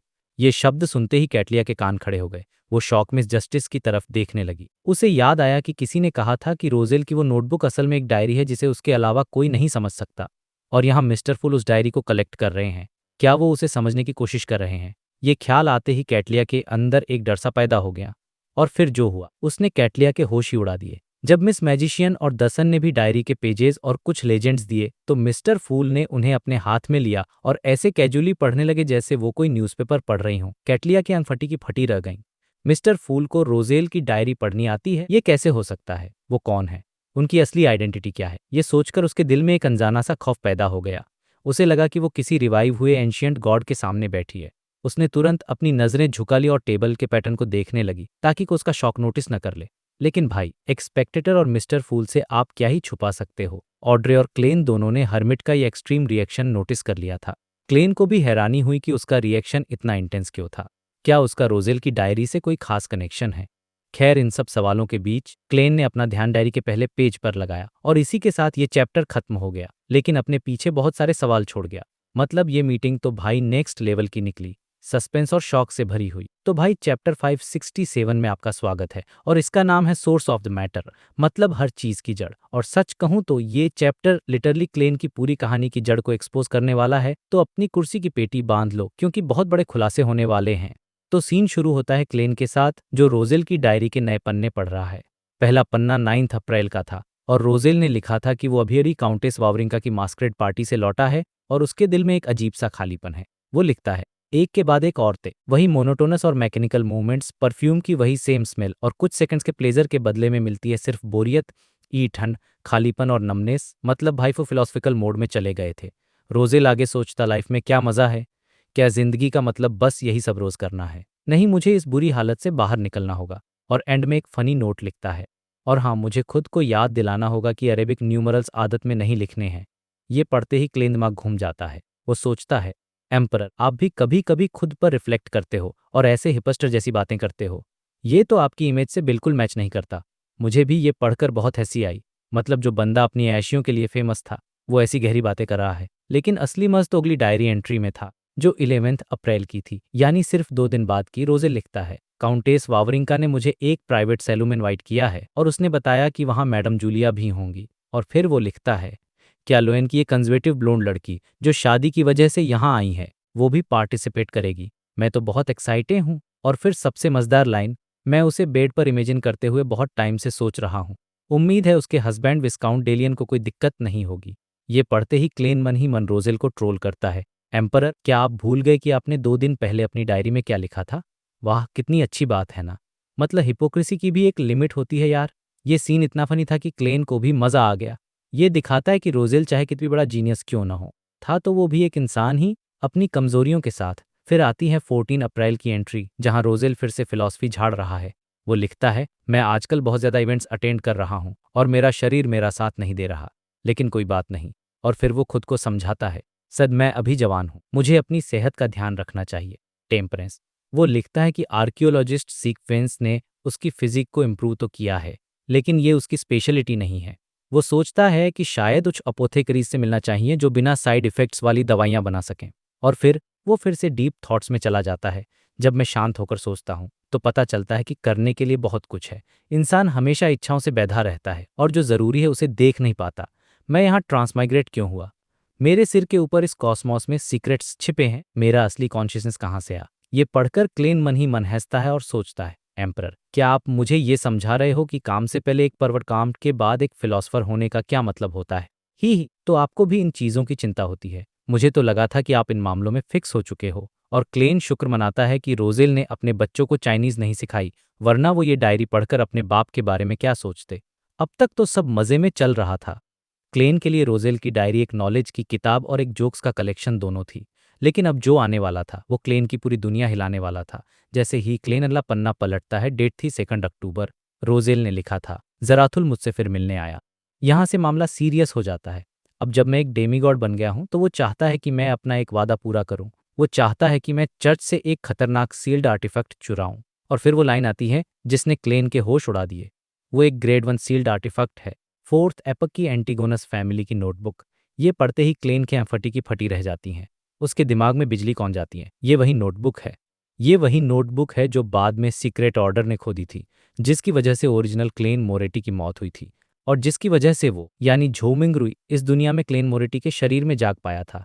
यही थी हर चीज की जड़, द सोर्स ऑफ एवरीथिंग। अब जाकर क्लेन को पूरी पिक्चर क्लियर होती है। ये नोटबुक शुरू से सीक्रेट ऑर्डर के पास नहीं थी। ये पहले church of God of craftsmanship, जो बाद में church of steam and machinery बना, उसके पास सील थी। और जराथुल ने इसे रोजेल गुस्ताफ की मदद से हासिल किया था।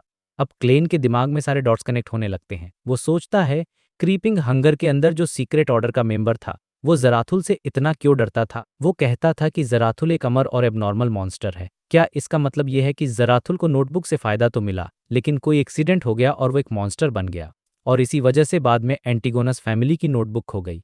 ये सारे ख्याल एक साथ क्लेन के दिमाग में घूम रहे थे और उसका दिल बहुत भारी हो गया था। उसे आज पता चला था कि उसकी इस दुनिया में आने की वजह सीधे सीधे रोजेल गुस्ताफ से जुड़ी हुई थी। अब उसे ये भी शक होने लगा कि क्या ये सब कुछ सिर्फ एक इत्तेफाक था, या फिर सीयर पाथवे के टॉप लेवल के बीइंग्स का कोई बड़ा प्लान था। खुद को शांत करते हुए क्लेन डायरी के बाकी पन्ने पढ़ता है। रोजेल ने लिखा था, हे मैं सिचुएशन के हिसाब से देखूंगा। अगर इसे चुराना आसान हुआ और पकड़े जाने का कोई रिस्क नहीं हुआ तो मैं कोशिश करूंगा, वरना मैं ऐसे प्रिटेंड करूंगा जैसे कुछ हुआ ही नहीं। रोजेल का ये एटीट्यूड देखकर क्लेन को थोड़ा अजीब भी लगता है। अगली एंट्री 10 दिसंबर की थी, जहां रोजेल एक पुरानी और सीक्रेट गैदरिंग के बारे में लिखता है। वहां उसे पता चलता है कि उस ऑर्गेनाइजेशन के सभी लोग फोर्थ के सोलोमन एम्पायर से नफरत करते थे। जब उसने वजह पूछी तो मिस्टर हर्मीस ने बताया कि सोलोमन एम्पायर का एलाय और सपोर्टर क्रिएट था। और फिर हर्मीस ने रोजेल से एक गहरा सवाल पूछा, तुम्हें क्या लगता है आज के सभी गॉड्स में से किसके पास ओमनिपोटेंट ओमनिसिएंट बनने की सबसे ज्यादा संभावना है। और रोजेल और क्लेन दोनों के दिमाग में एक ही जवाब आया, शेफर्ड पाथवे, जो दूसरे बियॉन्डर्स की पावर्स और सोल्स को ग्रेज कर सकता है, यानी उन्हें खाकर अपनी पावर बना सकता है। अगर ट्रू क्रिएटर बाकी के 21 बियॉन्डर पाथवेज को ग्रेज कर ले तो वो एक तरह से ओमनिपोटेंट और ओमनिसिएंट क्रिएटर बन जाएगा। ये जानकारी इतनी ज्यादा थी कि क्लेन का दिमाग सुन्न हो गया था। सोलोमन आयर, ट्रू क्रिएटर, शेफर्ड पाथवे और से पढ़कर फिर एंटीगोनस नोटबुक का सच, ये सब कुछ एक ही बार में उसके सामने आ गया था। और जब क्लेन ये सब पढ़ रहा था तो टैरो क्लब के बाकी मेंबर्स, जस्टिस द मून और खासकर द हर्मिट कैटलिया जो पहली बार आई थी, वो सब खामोशी से द फूल को देख रहे थे। कैटलिया मन ही मन एनालाइज कर रही थी। तो मिस्टर फूल को रोजेल की डायरी पढ़ने की आदत है और मेंबर्स उली ये पन्ने ढूंढते हैं। वो हिस्ट्री में दबे हुए सीक्रेट्स को खोज रहे हैं। ये चैप्टर क्लेन के लिए गेम चेंजर था। अब उसे पता था कि उसकी कहानी की शुरुआत कहाँ से हुई थी, और अब उसे ये भी पता लगाना था कि ये कहानी उसे कहाँ ले जाएगी। तो भाई, चैप्टर 568 शुरू होता है और क्लेन के दिमाग में चल रही है एक जबरदस्त थ्योरी क्राफ्टिंग। उसे लिटिलसन से कुछ बहुत ही क्रूशियल इन्फॉर्मेशन मिली है, जो है सब्सिडरी गॉड्स के बारे में। अब आप सोच रहे होंगे कि ये क्या चीज़ है। तो बेसिकली ये पुराने ज़माने के पावरफुल गॉड्स के अंडर काम करने वाले छोटे गॉड्स थे, जैसे किसी कंपनी के सीईओ के नीचे डायरेक्टर्स होते हैं। इस लिस्ट में वैम्पायर एंसेस्टर लिलिथ के अंडर गॉडेस ब्यूटी और गॉडेस ऑफ लाइफ का जिक्र था। एनिहिलेशन डेमोनिक वुल्फ फ्लेग्रिया के अंडर गॉडेस ऑफ मिसफॉर्च्यून और गॉड ऑफ द डेड थे। और एल्फ किंग सोनियाथ्रिम के अंडर गॉड ऑफ लक और क्वीन ऑफ कैलेमिटी थे। और जैसे ही क्लेन ये नाम पढ़ता है, क्वीन ऑफ कैलेमिटी, उसके दिमाग की बत्ती जल जाती है। उसे तुरंत याद आता है वो गोल्डन वाइन कप जो उसे हाई एल्फ के खंडहरों से मिला था, जिस पर कोहिनेम और कैलेमिटी शब्द लिखा हुआ था। एकदम से सारे डॉट्स कनेक्ट हो जाते हैं। उसे लगता है, ओह तेरी, इसका मतलब वो जो कोहिनेम थी वो एल्फ किंग की सब्सिडियरी यानी क्वीन ऑफ कैलेमिटी थी। ये एक बहुत बड़ा खुलासा था, क्योंकि अब उसे एल्फ्स की हिस्ट्री का एक और टुकड़ा मिल गया था। लेकिन वो बेचारा लिटिल सन से डायरेक्टली कन्फर्म भी नहीं कर सकता था, तो उसे बस इंतजार करना था। अब क्लेन का दिमाग आगे बढ़ता है और वो सोचता है कि इन गॉड्स के सिर्फ टाइट्स क्यूमेशन है, असली नाम क्यों नहीं। और उसकी थ्योरी ये थी कि सिटी ऑफ सिल्वर जो पहले जाइंट किंग के अंडर था, वो बाकी दुनिया से कटा हुआ है। उनके पास अपने दुश्मनों की तो पूरी जानकारी होगी, लेकिन बाकी गॉड्स के बारे में सिर्फ कहानियां और अफवाहें ही होंगी। और सच कहूं तो गॉड्स के असली नाम इतने कॉम्प्लिकेटेड होते हैं कि उन्हें याद रखना और फैलाना मुश्किल होता है। जबकि गॉड ऑफ लक या क्वीन ऑफ कैलेमिटी जैसे टाइटल्स आसानी से याद हो जाते हैं। ये काफ़ी लॉजिकल एक्सप्लेनेशन था और आगे के पेजेस पर उसकी ये थ्योरी कंफर्म भी हो जाती है। लेकिन फिर एक नया सवाल खड़ा होता है। इन्फॉर्मेशन में लिखा था कि ड्रैगन्स का एक ड्रैगन ऑफ विजडम था जिसका नाम हेराबर्गेन था, और जायंट किंग ओमिर के सबसे बड़े बेटे गॉड ऑफ डॉन का नाम बैडहिल था। लेकिन जायंट किंग की अपनी क्वीन गॉडेस ऑफ हार्वेस्ट का कोई असली नाम मेंशन नहीं था। ये बात क्लेन को बहुत अजीब लगती है क्योंकि सिटी ऑफ सिल्वर वालों के पास अपनी क्वीन का नाम तो होना ही चाहिए था। अब यहाँ से क्ले एक बहुत डीप थ्योरी में उतरता है। वो सोचता है कि क्या ये सब्सिडी गॉड्स बाद के ज़माने के एंजल्स या किंग ऑफ एंजल्स के बराबर थे। मतलब क्या ये अपने पाथ के सीक्वेंस 2 या दूसरे पाथवेज के सीक्वेंस 1 थे। उसे कार्ड्स ऑफ ब्लेस्फेमी से एक रूल पता था। एक ही पाथवे में अगर सीक्वेंस 0 गॉड हो तो कोई सीक्वेंस 1 नहीं हो सकता, और अगर सीक्वेंस 0 न हो तो मैक्सिमम 3 सीक्वेंस 1 हो सकते हैं। लेकिन क्लेन इस रूल पर पूरी तरह भरोसा नहीं कर सकता था क्योंकि उसका नॉलेज अभी भी अधूरा था। तो वो इन सब सवालों को अपने दिमाग के एक कोने में रखकर टैरो क्लब की मीटिंग पर फोकस करता है और कहता है आप लोग शुरू कर सकते हैं। अब सीन शिफ्ट होता है द हैंगमैन यानी एल्गर पर, जो अपनी आइडेंटिटी को लेकर बहुत ज़्यादा टेंशन में था। वो द हर्मिट के पॉइंट ऑफ व्यू से सोच रहा था, जिसे वो एडमिरल ऑफ स्टार्स मानता था, कि उसने क्या क्या गलतियां की जिनसे वो पकड़ा जा सकता है। वो सोचता है मिस्टर फूल का फॉग हमारी पहचान तो छिपाता है लेकिन कलर्स नहीं छिपा पाता। जैसे मिस जस्टिस के ब्लॉन्ड बाल और हरी आंखें पता चल जाती हैं, वैसे ही मेरे डार्क ब्लू बाल भी दिखते होंगे। लेकिन फिर वो खुद को समझाता है कि डार्क ब्लू बाल तो सेलर पाथवे बियर्ड्स में कॉमन म्यूटेशन है, और सोनिया आइलैंड के पास जहाँ एल्फ्स रहते थे वहाँ के लोगों में भी ये कॉमन है, तो सिर्फ बालों से कुछ साबित नहीं होता। वो जैसे ही राहत की सांस लेने वाला होता है, उसकी नज़र अपने कपड़ों पर पड़ती है। उसने चर्च ऑफ स्टॉर्म्स की रोब पहनी हुई थी क्योंकि वो अपने शिप ब्लू अवेंजर पर सिर्फ कैप्टन ही नहीं बल्कि एक बिशप भी था। उसे लगा यार ये तो बहुत बड़ी गलती है। हालांकि फॉग की वजह से डिटेल्स नहीं दिखती होंगी, लेकिन फिर भी ये एक बहुत बड़ा रिस्क था। वो मन ही मन डिसाइड करता है कि अगली बार से वो टैरो गैदरिंग में नॉर्मल कपड़े पहन कर आएगा। सावधानी बरतना बहुत ज़रूरी था, खासकर जब सामने एक पायरेट एडमिरल बैठी हो। और भाई, जैसे ही एल्गर ये सब सोचकर थोड़ा रिलैक्स होता है, द मून एमलिन जो अपनी एक्साइटमेंट छिपा नहीं पा रहा था बोल पड़ता है, मिस्टर हैंग्डमैन मैंने तैयारी कर ली है। आप उस सैंग्विन बैरन का इनहेरिटेंस कब तक ला सकते हैं? आपने कहा था कि वो किसी पावरफुल पायरेट के पास है। और ये आखिरी सेंटेंस सुनते ही एल्गर का पूरा सिस्टम हैंग हो गया। उसका शरीर एकदम अकड़ गया, जैसे किसी ने उसे फ्रीज कर दिया हो। पावरफुल पायरेट, ये शब्द सीधा द हर्मिट के कानों में गए होंगे, जिसकी नजरें तुरंत हैंग्ड मैन पर घूम गईं। एल्गर ने एमलिन को मन ही मन सो गालियां दी होंगी। मतलब जो चीज वो इतनी देर से छिपाने की कोशिश कर रहा था, इस लड़के ने एक झटके में उसका हिंट दे दिया। लेकिन एल्गर एक प्रोफेशनल था, उसने अपने चेहरे पर कोई एक्सप्रेशन नहीं आने दिया। उसने द मून से पूछा, क्या तूने फंड्स का इंतजाम कर लिया है? एमलिन अपनी गर्दन ऊंची करके बोला, बिल्कुल। वो बेचारा 3 महीने इंतजार नहीं कर पाया और उसने अपने एक्सेप्टेंस ड्राफ्ट को बेचकर पैसे निकाल लिए थे, जिसमें उसे थोड़ा नुकसान भी हुआ, लेकिन उसे वो इनहेरिटेंस डॉल खरीदने जितनी जल्दी थी। एल्गर को लगा कि अब डील फाइनल कर लेनी चाहिए, तो उसने कहा, मैं तुम्हारे लिए 1 हफ्ते के अंदर ले आऊंगा। प्राइस फाइनल कर लेते हैं, 4500 पाउंड्स ठीक है? इस पर एमलिन, जिसे अपने डॉल्स के कमरे की याद आ रही थी, धीरे से पूछता है, क्या थोड़ा सस्ता नहीं हो सकता? ये सुनकर मुझे तो हंसी आ गई। मतलब इतना अमीर वैम्पायर और ऐसी बार्गेनिंग। एल्गर कहता है, ये मेरे हाथ में नहीं है, लेकिन मैं कोशिश करूंगा, और मेरा कमीशन भी कम कर देते हैं। 300 पाउंड्स कैसा रहेगा? एमलिन तुरंत मान जाता है। ये सब देखकर कैटलिया यानी द हर्मिट मन ही मन अपना जजमेंट पास करती है, हम ये कोई ज्यादा पावरफुल वैम्पायर नहीं है, या तो अभी अभी मैच्योर हुआ है। अब जैसे ही इन दोनों की डील खत्म होती है, मिस जस्टिस ऑर्डर को लगता है कि उसे भी कुछ खरीदना चाहिए। उसने द वर्ल्ड से पूछा, मिस्टर वर्ल्ड, आपने कहा था कि आपके पास इस साइकियाट्रिस्ट के बियॉन्डर कैरेक्टरिस्टिक का क्लू है, क्या वो आपको मिल गया? वो मन ही मन सोच रही थी कि वो ये अपनी डॉग सूजी के लिए खरीदना चाहती है। यहाँ पर ऑड्रे के दिमाग में एक बहुत ही शैतानी आइडिया भी आता है। वो सोचती कि क्यों मिस्टर फूल से कोई बहाना बनाकर वो ब्लैक एम्परर कार्ड पलटने को कहा जाए जो उनके बगल में रखा है।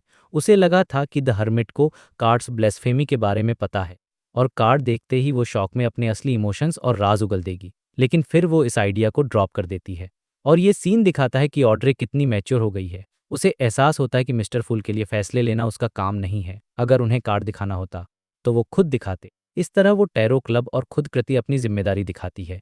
द वर्ल्ड यानी क्लेन जवाब देता है, अगर तुम पक्का लेना चाहती हो तो मैं जल्द से जल्द दे दूंगा। प्राइस है 1800 पाउंड्स। नॉर्मली इसका प्राइस 1200 से 1500 पाउंड्स होता है, लेकिन क्लेन बस ये देखना चाहता था कि मिस जस्टिस कितना पे कर सकती हैं, और ऑड्रे बिना एक पल सोचे बोलती है, ठीक है। ये सुनकर क्लेन हैरान रह गया, एल्गर हैरान रह गया, और मैं भी हैरान रह गया। क्लेन मन ही मन सोच रहा था, क्या इसने सोने की खदान खोद ली है? अभी अभी 5500 पाउंड्स खर्च किए थे और फिर से इतना पैसा। मिस जस्टिस सच में टैरो क्लब की सबसे अमीर मेंबर थीं।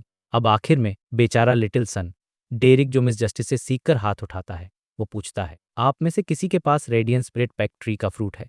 ये सुनकर कैटलिया, जो अभी तक चुपचाप सब देख रही थी, कुछ सेकंड्स के बाद कहती है, मेरे पास है, बदले में तुम क्या दे सकते हो? वो टैरो क्लब का ऑपरेटिंग सिस्टम समझने के लिए एक छोटी सी डील में हिस्सा लेना चाहती थी। इस पर डेरिक पूरी ईमानदारी से कहता है, मैं आपको सिटी ऑफ सिल्वर की हिस्ट्री या ड्रैगन्स और एल्फ्स जैसे डार्क क्रिएचर्स की हिस्ट्री दे सकता हूँ, या फिर मैम हर्मिट, ये सिटी ऑफ सिल्वर के आसपास मिलने वाले मॉन्स्टर्स की लिस्ट है, आप इसमें से कोई भी इंग्रेडिएंट्स चुन सकती हैं। ये सुनकर कैटलिया का दिमाग ब्लैंक हो गया। वो सोच रही थी, ये क्या बोल रहा है, हिस्ट्री के बदले फ्रूट, ये कौन सी डील होती है? उसे एक शब्द भी समझ नहीं आया और इसी कंफ्यूजन के साथ ये चैप्टर खत्म हो जाता है। तो भाई चैप्टर 569 की शुरुआत होती है टैरो क्लब की मीटिंग से और सीन में आती हैं द हर्मिट कैटलिया। सिचुएशन ये थी कि लिटिल सन डेरिक को अपने सीक्वेंस को एडवांस करने के लिए एक फ्रूट चाहिए था जो कैटलिया के पास था, लेकिन कैटलिया, जो एक स्मार्ट और एक्सपीरियंस पायरेट एडमिरल है, वो कोई भी चीज फ्री में नहीं देती। वो बहुत ही औ तरीके से कहती है, मैं सिटी ऑफ सिल्वर के आसपास पाए जाने वाले मॉन्स्टर्स की लिस्ट देखने के बाद ही कोई फैसला करूंगी। ये सुनकर क्लेन मन ही मन सोचता है, वाह, एक और इंसान जो बिना कुछ रिस्क लिए फायदा उठाना चाहता है। उसे लगता है कि जो लोग ज्यादा टाइम समुद्र में बिताते हैं वो दूसरों से अपना काम निकलवाने में माहिर हो जाते हैं, या फिर शायद लिटिलसन इतना भोला है कि कोई भी उसे आसानी से बेवकूफ बना सकता है। खैर, जस्टिस और बाकी मेंबर्स के सामने डेरिक बेचारा ज़्यादा सोच नहीं पाता और तुरंत मान जाता है और अपनी याददाश्त पर जोर डालकर सिटी ऑफ सिल्वर के आसपास दिखने वाले मॉन्स्टर्स की एक लिस्ट बनाता है। लेकिन क्योंकि सन पाथवे मेमोरी को इतना ज्यादा नहीं बढ़ाता, तो लिस्ट पहले जितनी डिटेल्ड नहीं थी और उसमें कुछ नाम मिसिंग भी थे। अब आता है असली टेस्ट। जैसे ही कैटलिया उस लिस्ट को पढ़ना शुरू करती है, उसके होश उड़ जाते हैं। उसकी आंखों के सामने एसेस्टर्स के नाम थे जिनकी संख्या उसकी उसकी उम्मीद से लगभग 100 गुना ज्यादा थी। ये कोई नॉर्मल नाम नहीं थे, बल्कि एंशिएंट नाम थे, मतलब बहुत ही पुराने। अगर कैटलिया खुद मोसेस एसेटिक ऑर्डर की मेंबर न होती और सीक्वेंस 5 की नॉलेजेबल बियॉन्डर न होती, तो उसे कभी पता ही नहीं चलता कि इन नामों का असली मतलब क्या है। ये सीन दी ऑफ सिल्वर कितनी खतरनाक जगह है, मतलब वहां नॉर्मल लाइफ की तो कोई कल्पना भी नहीं कर सकता। इतनी नॉलेज होने के बाद भी लिस्ट में कुछ मॉन्स्टर्स ऐसे थे जिनके बारे में उसने कभी सुना तक नहीं था। वो मन ही मन सोचती है, आखिर ये सिटी ऑफ सिल्वर है कहाँ, और वहां इतने सारे मॉन्स्टर्स क्यों हैं? 10 सेकंड के बाद वो अपना चेहरा उठाकर बिना कोई एक्सप्रेशन दिखाए डेरिक से कहती है, इस लिस्ट के बदले मैं तुम्हारे सिटी ऑफ सिल्वर की पूरी हिस्ट्री जानना चाहूंगी। ये सुनते ही डेरिक की आंखों में एक चमक आ जाती है। उसे अपने एडवांसमेंट की उम्मीद नजर आने लगती है। मिस्टर फूल की मदद से वो फटाफट सिटी ऑफ सिल्वर की हिस्टोरिकल मटेरियल्स को कंडोर करता है। अब तक डेरिक भी समझ चुका था कि टैरो क्लब में इंफॉर्मेशन की वैल्यू कितनी ज्यादा है, इसलिए वो कुछ डिटेल्स अपने पास रख लेता है। मैं पूरी कहानी नहीं बताता। कैटलिया को पता था कि वो मिस्टर फूल नहीं है और बाकी मेंबर्स उसके पढ़ने का इंतजार नहीं करेंगे, इसलिए वो बस जल्दी जल्दी पन्ने पलट कर उसकी वैल्यू कंफर्म करती है। फिर वो डेरिक से पूछती है, मैं तुम्हें ये फ्रूट कैसे दूं? और पूछते पूछते उसे अचानक कुछ याद आता है और वो सीधा ब्रांच टेबल आखिर में बैठे मिस्टर फूल की तरफ देखती है। मिस्टर फूल, क्या ये सैक्रिफिशियल रिचुअल के जरिए होगा? ये सवाल सुनकर ऑड्रे, जिसने पहले से ही जवाब सो था, एकदम चौंक जाती है। वो मन में सोचती है, मैम हर्मिट तो बहुत इंप्रेसिव और नॉलेजेबल हैं, उन्होंने सीधे सीधे गेस कर लिया कि ये सैक्रिफाइस और बेस्टोमेंट रिचुअल से होता है। मिस्टर फूल यानी क्लेन बस धीरे से सिर हिलाकर हाँ में जवाब देता है। उसे पता था कि एक पायरेट एडमिट जो मिस्ट्री प्रायर पाथवे के सीक्वेंस 5 पर है, उसे सैक्रिफाइस के बारे में सब कुछ पता होगा। ये तो उनका रोज का काम है। कैटला मन ही मन सोचती है, हाँ, एक गॉडलाइक एक्सिस्टेंस की मौजूदगी में सैक्रिफाइस और बेस्टोमेंट का तरीका ही ट्रेडिंग के लिए सबसे सेफ और आसान है। वो मिस्टर फूल को थैंक यू बोलकर सन से कहती है, मैं इसे जल्द से जल्द कर दूंगी। बाहर से तो वो एकदम शांत दिख रही थी, लेकिन अंदर से उसका दिल बहुत तेज धड़क रहा था। जब उसने सन की दी हुई हिस्ट्री को जल्दी जल्दी पढ़ा, तो उसे पता चला कि सिटी ऑफ सिल्वर वाकई में बहुत अजीब जगह है। उसमें लिखा था कि उस जगह को गॉड ने छोड़ दिया है। वहां कभी सूरज नहीं निकलता, हमेशा अंधेरा रहता है और सिर्फ बिजली कड़कती है। अंधेरे में खतरनाक मॉन्स्टर्स छिपे रहते हैं और वहां के लोग ब्लैक फेस ग्रास खाकर जिंदा हैं। और सबसे शॉकिंग बात यह थी कि वो लोग डार्क एजेस से, यानी 2000 साल से भी ज्यादा समय से ऐसे ही जी रहे हैं। ये सारी बातें कैटला के होश उड़ाने के लिए काफी थीं। वो एक बहुत ही नॉलेजेबल इंसान थी। उसने तुरंत इन डिस्क्रिप्शंस को हिस्ट्री के एक बहुत बड़े इवेंट से कनेक्ट किया, जिसे कहते हैं कैटक्लिज्म यानी महाप्रलय। और फिर इसी लाइन पर सोचते हुए उसने एक और अंदाजा लगाया, द फोरसेकंड लैंड ऑफ गॉड। अचानक कैटला के दिमाग में उस महान हस्ती की इमेज फिर से आ गई जिसे वो एडमायर करती थी, और उनकी कही एक बात उसे याद आई। वो अपनी पूरी जिंदगी द फोरसेकंड लैंड ऑफ गॉड को ढूंढते रहे। उनका कहना था कि हर चीज का अल्टीमेट जवाब वहीं छिपा है, और ये हस्ती कोई और नहीं बल्कि एम्परर रॉसेल थे। अब कैटला का दिमाग पूरी तरह घूम चुका था। क्या सन उसी फोर्सेकन लैंड ऑफ गॉड से हैं जिसे एम्परर रॉसेल अपनी पूरी कोशिश के बाद भी न मिस्टर फूनी ढूंढ पाए? क्या कनेक्शन सीधे उस जगह से हैं या शायद वो उसी जगह से जागे हैं? ये सोचकर वो अंदर से कांप जाती हैं और उसका टैरो क्लब देखने का नजरिया पूरी तरह बदल जाता है। पहले वो सोचती थी मुन जस्टिस और सन तो बस लो सीक्वेंस वाले बच्चे हैं और मिस्टर फूल अभी अभी जागे हैं, इसलिए के पास कोई पावरफुल मेंबर नहीं है। लेकिन अब उसे अपनी गलती का एहसास होता है। वो सोचती है ये club forsaken land of God, church of storms, church of earth mother और लोएन के एरिस्टोक्रेट से जुड़ा है। शायद मिस्टर फूल जानबूझकर लो सीक्वेंस मेंबर्स को चुन रहे हैं ताकि उन्हें नर्चर करके उनके रिस्पेक्टिव सर्कल्स में हाई रैंक तक पहुंचा सकें बिना किसी को शक हुए। इस पॉइंट पर आकर बाकी मेंबर्स के बीच ट्रांजैक्शन लगभग खत्म हो चुके थे। द हैंगमैन अल्जीरिया पहले तो अपने सीक्वेंस 5 ओशन सॉन्गस्टर का पोशन फार्मूला खरीदने की सोच रहा था, लेकिन हर्मिट के आने से वो थोड़ा सतर्क हो गया और उसने अपना प्लान पोस्टपोन कर दिया। दूसरी तरफ बेचारी फॉर्स जो एक एस्ट्रोलॉजर पोशन फार्मूला खरीदने वाली थी, बस चुपचाप बैठी थी। वो एक मिस्टिकल आइटम खरीदना चाहती थी, लेकिन उसकी जेब उसे इजाजत नहीं दे रही थी। आज तक उसने सिर्फ 400 पाउंड्स बचाए थे, जो कि एक मिडिल क्लास इंसान के लिए तो ठीक थे, लेकिन उसे याद था कि कैसे मिस जस्टिस ने 5,500 पाउंड का एक आइटम खरीदा था। ये सोचकर वो बेचारी बस चुपचाप बैठी रही। तभी द वल यानी क्लेन अपनी भारी आवाज में कहता है, मुझे 6 विंग गार्गोयल की एक जोड़ी आंखें चाहिए। ये मैरियोनेटिस्ट पोशन का एक मेन इंग्रेडिएंट था। हर्मिट तुरंत जवाब देती है, 300 पाउंड्स या गोल्ड कॉइन्स में उसके बराबर की कीमत। क्लेन सोचता है, वाह, एडमिरल ऑफ स्टार्स सच में बहुत रिसोर्सफुल है और कीमत भी बाकियों से कम है। डील पक्की हो जाती है। इसके बाद फ्री एक्सचेंज का टाइम शुरू होता है और द हैंग्ड मैन अल्जीरिया एक चाल चलता है। वो जानबूझकर हर्मिट की तरफ देखे बिना जस्टिस और मैजिशियन से कहता है, हाल ही में रोरस्टेड आर्किपेलागो में कुछ बड़ा हुआ है। उसका प्लान था कि वो उस घटना का जिक्र करेगा जिसमें मोसेस एसेटिक ऑर्डर की एक मेंबर लेटिसिया शामिल थी, ताकि वो हर्मिट का रिएक्शन देख सके और कंफर्म कर सके कि कहीं वो एडमिरल ऑफ्टास कैटिया तो नहीं, क्योंकि अफवाह थी कि कैटला भी उसी ऑर्गेनाइजेशन से है। वो बताता है कि कैसे लेटिसिया ने एक एंशियंट एल्विन रिंग की खोज की और वह देवता सी गॉड काल्वेतुआ को लगभग मार ही दिया था, और आखिर में लेटिसिया भी मारी गई और सी गॉड भी मर गया। लेकिन वो कहती है किसी गॉड के भक्त जो अभी भी उसकी पूजा करते हैं, उन्हें कभी कभी रिस्पॉन्स मिलता है।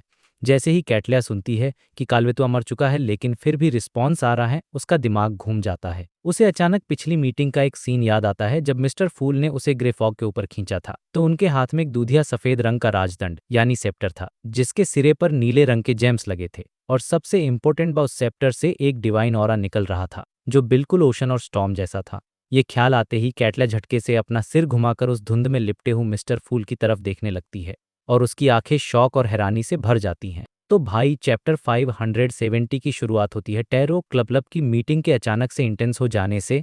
सिचुएशन ये थी कि द हैंग्ड मैन एक बहुत ही स्मार्ट चाल चलता है। वो सबके सामने सी गॉड काल्वेतुआ का टॉपिक, वो कहता है कि ये सी गॉड जो सपोजेडली मर चुका है अभी अपने बिलीवर्स की प्रेयर्स को आंसर कर रहा है। अब सुनने में तो ये एक नॉर्मल इन्फॉर्मेशन लगती है ना, लेकिन एल्गर का असली टारगेट था मैममिट यानी कैटलिया को टेस्ट करना।